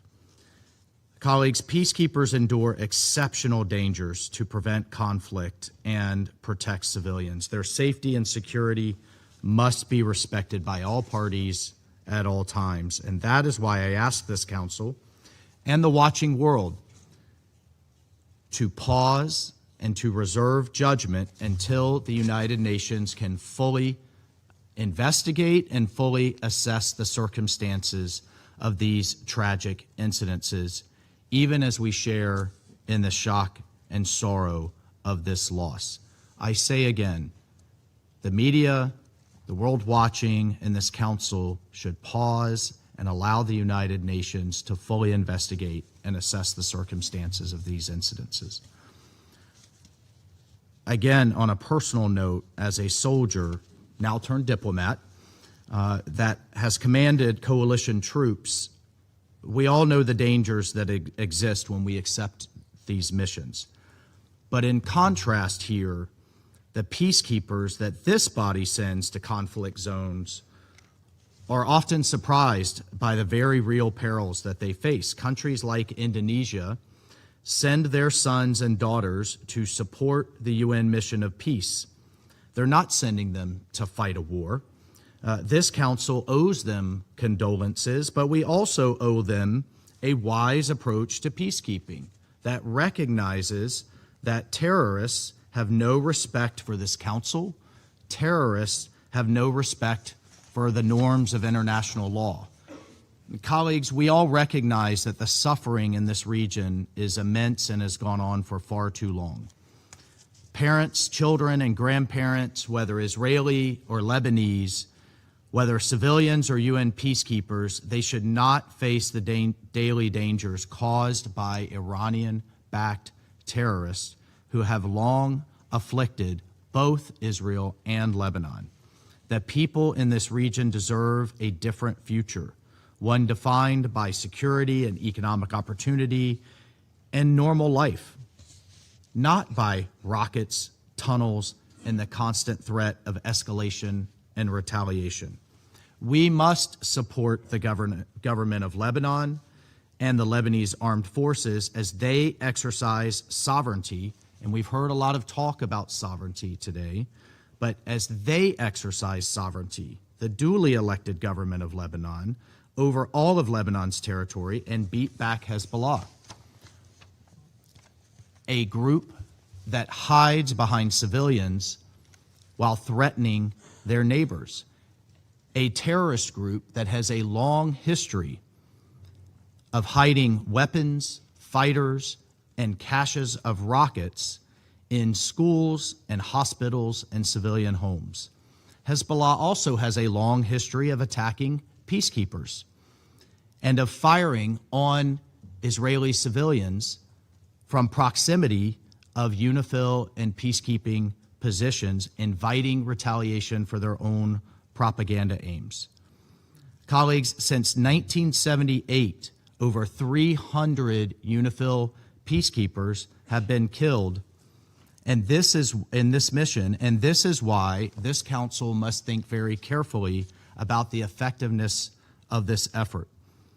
We can help refocus international efforts on supporting Lebanese state institutions, reducing risk to peacekeepers, and pressing Hezbollah and Iran to cease their destabilizing activities. We, the United States, will continue to work with Council members, regional partners, troop-contributing countries, and the parties on the ground to reduce tensions, support Lebanon's sovereignty, and make a better future for the Lebanese people. I thank you. I will resume my duties as President of the Council, and under Rule 37, I invite the representative of Lebanon. I give the floor to the representative of Lebanon. سيد الرئيس، يدين لبنان بشكل قاطع ولا لبس فيه ما تتعرض له اليونيفيل من اعتداءات تهدد أمن وسلامة بعثتها وعناصرها، ويشدد على ضرورة الاحترام الكامل لمهامها من جميع الأطراف وضمان سلامتها وأمنها وحرمة مقراتها وحرية تنقلها وكل ما من شأنه تسهيل أدائها لمهامها بموجب القانون الدولي وقرارات مجلس الأمن ذات الصلة. إن الاعتداءات التي يتعرض لها حفظة السلام هي اعتداءات على هذا المجلس وتقويض لسمعته ومصداقيته أمام شعوب العالم أجمع.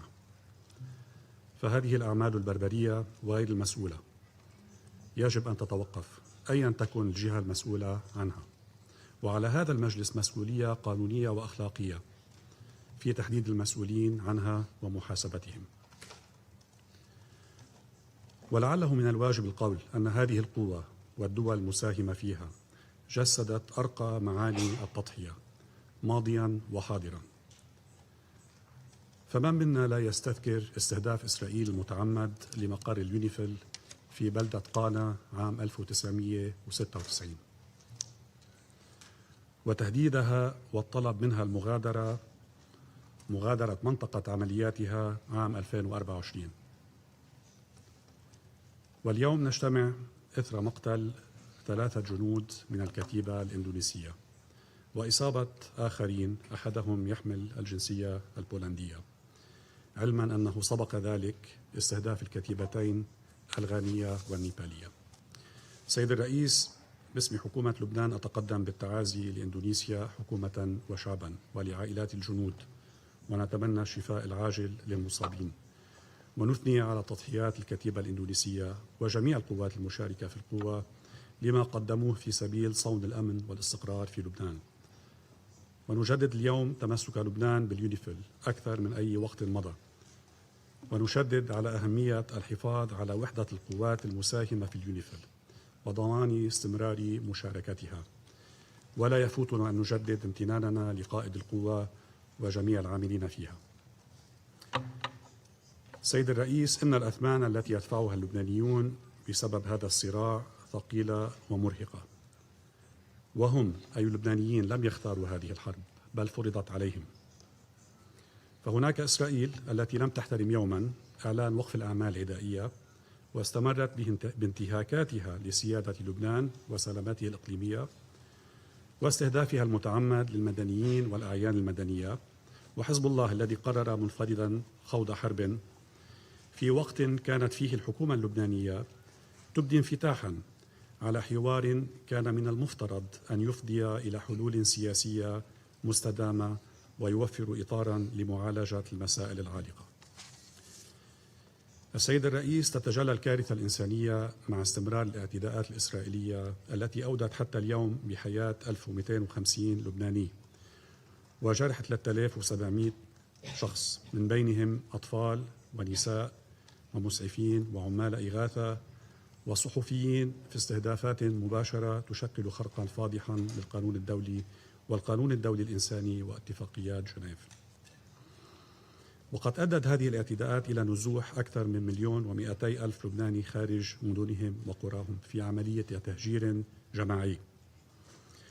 ولا تزال إسرائيل تواصل هدم القرى والبلدات وتنفيذ توغلات واسعة داخل الأراضي اللبنانية، مصحوبة بدعوات لإنشاء أحزمة أمنية ومناطق عازلة، على وقع تهديدات خطيرة ضد سيادة لبنان وسلامة ووحدة أراضيه، تشكل جميعا انتهاكا فاضحا للقانون الدولي ولميثاق الأمم المتحدة والفقه القضائي لمحكمة العدل الدولية. وهنا نذكر بمحتوى الرسالة المتطابقة التي وجهناها إليكم يوم أمس حول تصريحات وزيري الدفاع والمالية الإسرائيليين بشأن عزم الجيش الإسرائيلي احتلال جنوب لبنان حتى نهر الليطاني، واعتبار الحدود الإسرائيلية الجديدة عند مجرى النهر. فهذا المجلس مدعو إلى التحرك فورا وإدانة هذه التصريحات بشكل واضح وصريح، واتخاذ الإجراءات اللازمة لإلزام إسرائيل بوقف توغلاتها وتهديداتها لوحدة أراضي لبنان واستقلاله السياسي، وسحب قواتها إلى الحدود المعترف بها دوليا، والامتثال للميثاق والقرارات الدولية ذات الصلة ممن فيها القرار 1701 وإعلان وقف الأعمال العدائية. السيد الرئيس، في السياق عينه لا يفوتنا أن ندين بأشد العبارات تهديدات الحرس الثوري الإيراني باستهدافات الجامعات الأمريكية في الشرق الأوسط، ما دفع بالجامعة الأمريكية في بيروت والجامعة اللبنانية الأمريكية إلى إخلاء المباني الجامعية وتعليم طلابهم عن بعد. ندعو إيران التي لا تكف عن الدعوة عبر هذا المجلس الموقر إلى ضرورة الاحترام سيادة الدول وعدم التدخل في شؤونها الداخلية، إلى احترام سيادة لبنان وقراراته السيادية ووقف تدخلها في شؤونه الداخلية. السيد الرئيس، لبنان وشعبه أرادا إعادة بناء الدولة ومؤسساتها والقيام بالإصلاحات المطلوبة، وكانت الحكومة قد بدأت بالفعل خوض هذا المسار الذي تلازم مع خطوات ملموسة وجدية لإعادة بسط سلطة الدولة وسيطرتها على امتداد الوطن وحصر السلاح بسلطاتها الشرعية. ولأنها أيقنت أن الدول لا تعيش بعزلة، فقد قررت الحكومة الانفتاح على محيطها، انفتاح مبدئي قائم على حفظ الحقوق وإيمان بأن الحلول المستدامة لا تتحقق بالقوة بل بالطرق السلمية. في المقابل دأبت إسرائيل على تقويض مصداقية الحكومة من خلال انتهاكاتها المستمرة وتهديداتها الخطيرة بالاحتلال وضربها بعرض الحائط بميثاق الأمم المتحدة والقانون الدولي الإنساني. والسؤال الذي يطرح نفسه اليوم: هل تحقق لإسرائيل الأمن بعد احتلالها لبنان في العام 1978؟ هل يمكن أن يتحقق أي أمن أو استقرار من خلال الحلول العسكرية ومن دون مفاوضات؟ لقد علمنا التاريخ السيد الرئيس، ومن المفترض أن تتعلم إسرائيل أيضا، أن الأمن والاستقرار الدائمين والسلام المستدام لن يتحققا من خلال الحروب الطويلة أو الصراعات المتمادية أو الاحتلال. لقد حان الوقت لاستخلاص الدروس من الماضي مرة واحدة إلى الأبد، فالحل الدبلوماسي وحده قادر على تحقيق الأمن والاستقرار الدائمين وفي النهاية السلام العادل. المبادرات الدبلوماسية موجودة بالفعل على الطاولة، وقد حان الوقت لاستغلالها، فليتوقف العنف الآن. هذه مسؤوليتكم وواجبكم، فكل يوم يمضي على هذا الصراع يقوض مصداقيتكم ومصداقية الأمم المتحدة ككل. شكرا سيد الرئيس.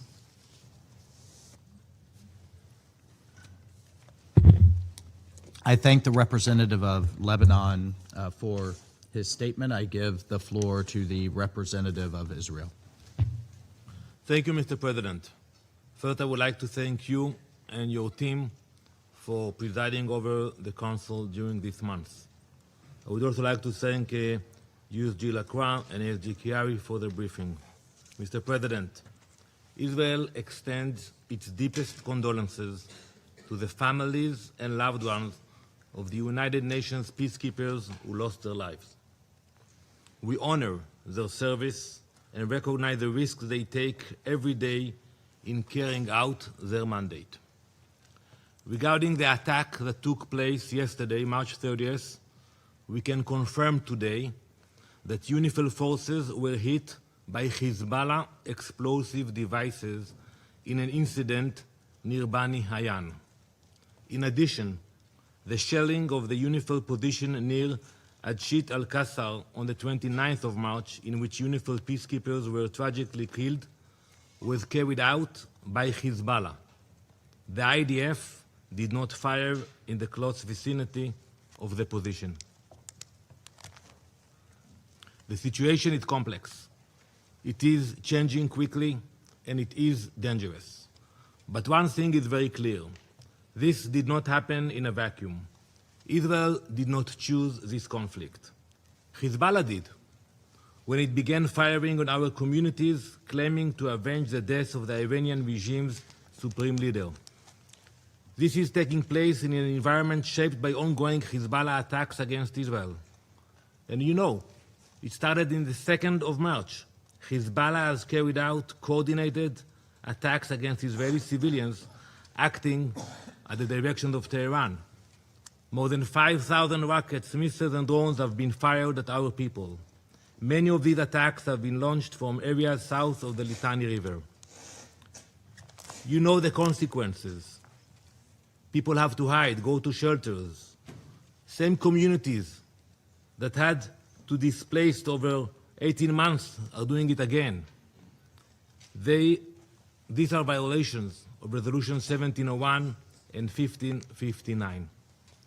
Hezbollah is deeply embedded across southern Lebanon. It operates from villages, it launches attacks from civilian areas, it positions itself close to UNIFIL forces. This is not by accident. It's a deliberate strategy. They choose where to put the launchers. Hezbollah embeds weapons, command centers, and launch sites within civilian areas. Let me show you only one example. We have hundreds of examples. This map shows Hezbollah launch sites operating directly next to a UNIFIL position. That's UNIFIL position in the yellow, and the red dots, the launch site. It shows 4 Hezbollah launches toward Israel on the 9th, 10th, and 11th of March, near Hania, right next to UNIFIL position 510. And we have hundreds of examples where they place the launchers. They put UNIFIL in the line of fire, in the middle. This is not a coincidence. Israel is coordinating closely with UNIFIL to reduce risk. Meanwhile, Hezbollah is exploiting their presence. On the 22nd of March, Israel sent a formal letter to UNIFIL warning.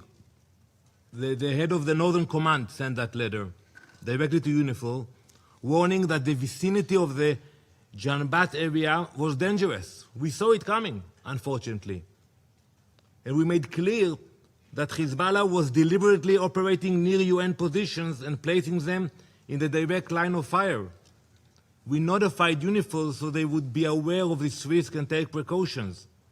And let me quote directly what we wrote.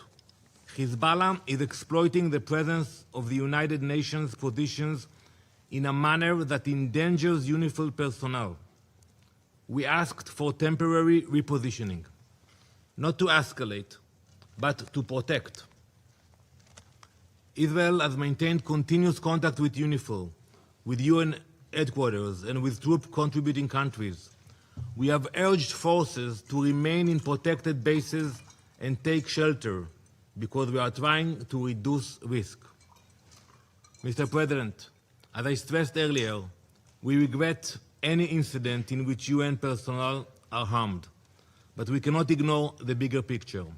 Hezbollah continues to violate UN Security Resolution 1701 and 1559. It acts as a proxy of Iran. Iran continues to fund, arm, and direct Hezbollah. We also need to be honest about the role of the Lebanese government. There have been statements, even today, important ones, but it's not enough. Action. Lebanon committed to disarm Hezbollah south of the Litani River. It committed to deploy its own forces in that area. It has done neither.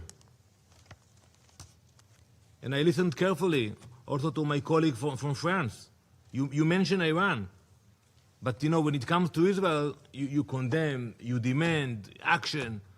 But when Iran openly defies Lebanon's sovereign decision to expel the Iranian ambassador, all the responses are very measured, very diplomatic, very polite. When it comes to Israel, you don't, think about the diplomacy. So I ask, how come you took a decision to expel the ambassador last week? To expel the Iranian ambassador. The deadline has passed. As we speak, he is still in Beirut. The guest is no longer acting like a guest. He's acting like he owns the house. Can you imagine that you will get a request from a hosting country? You were all serving in many countries. You will be asked to move out. And you will tell the host country, no, I'm not leaving. I have different orders from my capital, from Tehran, and I'm staying now. How can it happen? At the same time, Hezbollah ministers remain part of the government, and attacks continue to be launched from areas the Lebanese army says it controls, including south of the Litani River.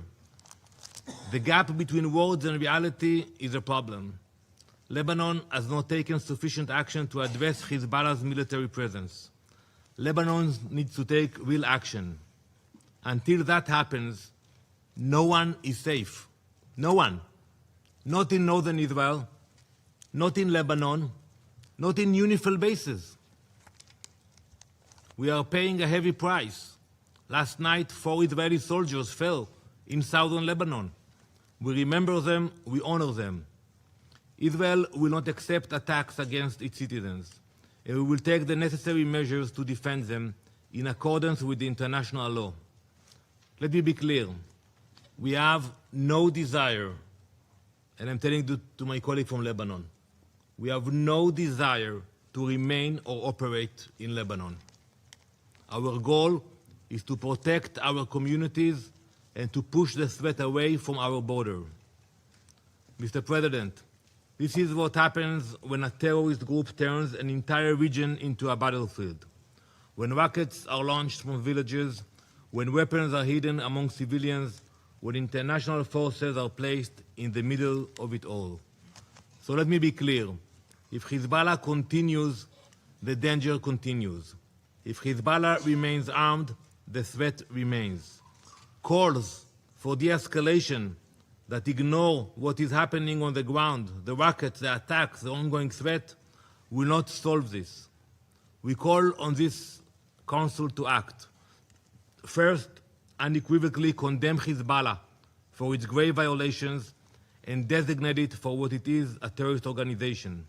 Second, demand that the Lebanese authorities fulfill their obligations, disarm Hezbollah, and ensure full compliance with UN security resolutions. And third, address Iran's role as a threat to international peace and security and hold it accountable for the continued transfer of weapons and funding to Hezbollah. When others fail, Israel act. We will do whatever is necessary to protect our people. Thank you, Madam President. I thank the representative of Israel for the statement. I now give the floor to the representative of Indonesia. Madam President, thank you for convening this urgent meeting. With France, Indonesia requested this meeting as a testament of Indonesia's long-standing commitment and continued contribution to peacekeeping operations since 1957. I also thank the briefers, USG Lacroix, ISG Harry, and USG Fletcher. I should also like to thank you, Madam President, for giving me the floor to express the sense of grief, anger, and frustration of over 285 million people of Indonesia.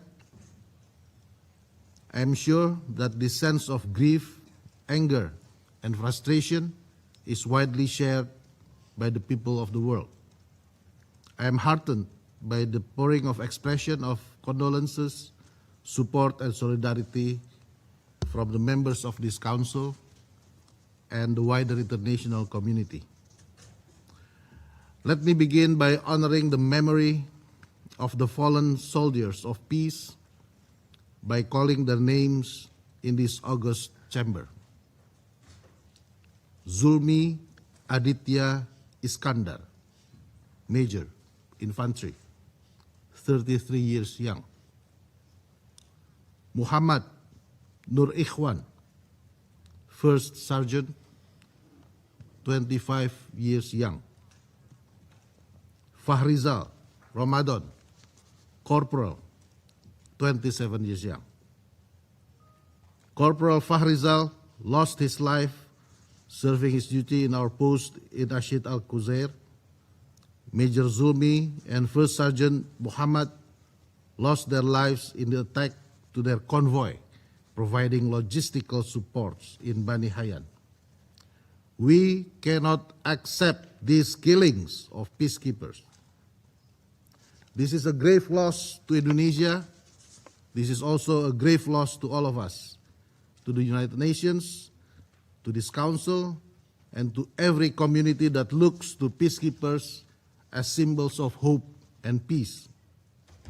Further, the attacks injured 5 other peacekeepers: Captain Sultan Wiryan Maulana, Corporal Rico Pramudia, Corporal Arif Kurniawan, Corporal Bayu Prakoso, Cadet Private Denny Rianto.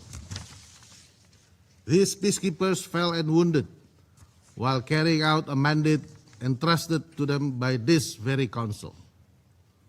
Indonesia condemns in the strongest terms these heinous attacks against those peacekeepers serving with the UNIFIL on the 29th and 30th of March 2026. Indonesia urges all relevant actors to ensure the prompt, safe, and dignified repatriation of the remains of the 3 deceased personnel and request the best possible medical treatment and comprehensive care for the 5 injured peacekeepers to ensure their full and swift recovery. Madam President, some detractors have argued that the fallen soldiers were positioned in a zone of active war. But this framing overlooks a fundamental question: who is responsible for creating and sustaining that zone of active hostilities? The current escalation did not arise in vacuum. It stems from repeated incursions by the Israeli military into the territory of Lebanon. Indonesia strongly condemns Israeli attacks in southern Lebanon, which constitute a serious violation against the sovereignty and territorial integrity of Lebanon. Indonesia continues to stand in solidarity with the government and the people of Lebanon. As hostilities in southern Lebanon escalates, attacks against UNIFIL peacekeepers have also increased in recent weeks. These repeated attacks are not mere incidents, but deliberate assaults aimed at undermining the UNIFIL and deterring its ability to fulfill the mandate of Resolution 1701. These attacks also represent a direct threat to international peace and security and may constitute war crimes under international law. We therefore demand an immediate, thorough, and transparent investigation. Let me be clear. We demand investigation by the United Nations, not excuses from Israel. We demand the Security Council to keep abreast of the investigation and to immediately follow up the results. We demand that the perpetrators must be held legally accountable. Immunity must not become the standard, and attacks against peacekeepers must not be repeated nor tolerated. We also demand a firm guarantee from all parties involved, including Israel, to uphold their obligations under international law, to immediately cease attacks and aggressive behavior that endanger UN personnel and property, and to refrain from any action that further escalates the hostilities. Madam President, the safety and security of peacekeepers must remain and continue to be our utmost priority. Amid escalating hostilities, the Council and the Secretary General must immediately implement emergency measures to ensure the full protection of UNIFIL personnel and assets. This includes review of security arrangement protocols and activation of contingency and evacuation plans commensurate to the developments on the ground. We must leverage all political and diplomatic means to de-escalate this situation. The Security Council must reaffirm the foundational principles that guarantee the safety and security of UN peacekeepers. It is imperative for the Council and the wider international community to take immediate and decisive action to protect those who protect peace. We make these demands in deep reverence for our fallen peacekeepers, to whom Indonesia pays its highest respect for their ultimate sacrifice in the service of international peace and security. To this end, Indonesia remains committed to contribute to the maintenance of peace and security as our constitutional mandated. Now, we demand the Security Council to act and deliver. Today, the Security Council must speak up with a clear, strong, and unified voice to condemn the attacks against peacekeeping personnel. Today, the Security Council must reaffirm the obligations of all parties to ensure and guarantee the safety and security of peacekeepers. Today, the Security Council must take decisive action to prevent future hostilities and attacks against peacekeepers. No more attacks. Thank you. I thank the representative of Indonesia for the statement. I now give the floor to the representative of Poland. Madam President, let me thank you for convening this important meeting upon the request of France and Indonesia.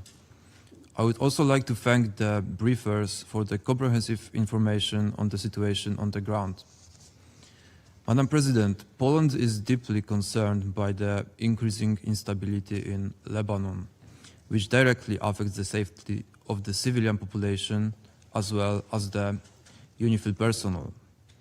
As the result of recent attacks, 3 Indonesian peacekeepers have lost their lives, while others were injured, including a soldier from the Polish contingent. We extend our deepest condolences to Indonesia and the close ones of the fallen peacekeepers and wish the injured a swift recovery. Poland strongly condemns these incidents. Ensuring safety of peacekeepers must be a top priority for all parties involved. We expect the ongoing investigation to conclusively determine all the circumstances of these tragic developments. Madam President, we wish to point to the increasingly difficult situation of UNIFIL, marked by growing security threats, reduction of the operations capabilities due to the 15% cuts, and the lack of a clear plan for the termination of the mandated activities. These elements create uncertainty regarding UNIFIL's mode of operation in the future. We therefore call for development of clear operational guidelines for the implementation of Resolution 2790, enabling troop-contributing countries to align their planning while ensuring both the continued implementation of the mandate and the safety of soldiers remaining in Lebanon. Madam President, in a broader context, we call on all parties to refrain from any actions that would further escalate the situation and to return to the implementation of the ceasefire agreement, which was negotiated by the United States and France in November 2024, and to ensure the full implementation of the provisions of Resolution 9001. We are deeply concerned about the humanitarian situation of the civilian population. In response, Poland has delivered the first batch of humanitarian aid to Lebanon. Additionally, answering humanitarian appeals, we have made voluntary contributions to International Red Cross and Red Crescent movement.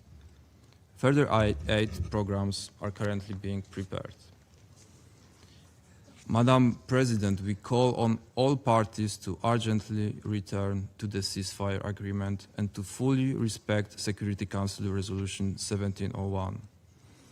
Poland reaffirms its strong support for the mandate of UNIFIL in the southern Lebanon, and we commend the courage, professionalism, and steadfast commitment of UNIFIL peacekeepers in the fulfillment of their mandate. And I thank you. I thank the representative of Poland for the statement. And now the representative of France has asked for the floor to make a further statement. I give them the floor. Merci Madame la Présidente. Je serai extrêmement rapide.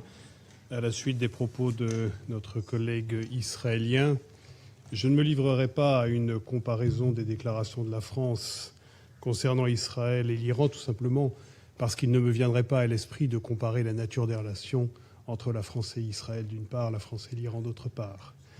Notre seul propos, c'est la volonté de désescalade, la volonté que soit respectée l'intégrité territoriale et la souveraineté du Liban par tous, et nous rappelons toujours la responsabilité écrasante de l'Iran et du Hezbollah dans le déclenchement de toutes ces opérations. Je vous remercie.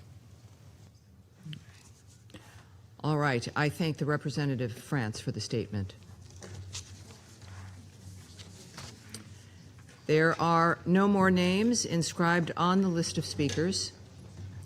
However, before adjourning this meeting, I would like to warmly thank the Secretariat of the Council for all the support they have given us this month.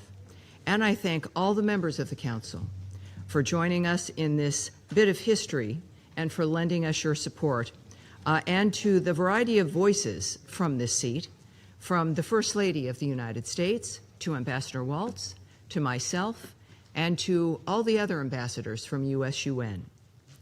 As I gavel the presidency closed, as I speak also on behalf of everyone here at our mission, in wishing the delegation of Bahrain good luck for the month of April, but we know luck favors the prepared, so you're going to do very well. My thanks to everyone from the mission, and have a great day. Thank you, everyone. The meeting is closed.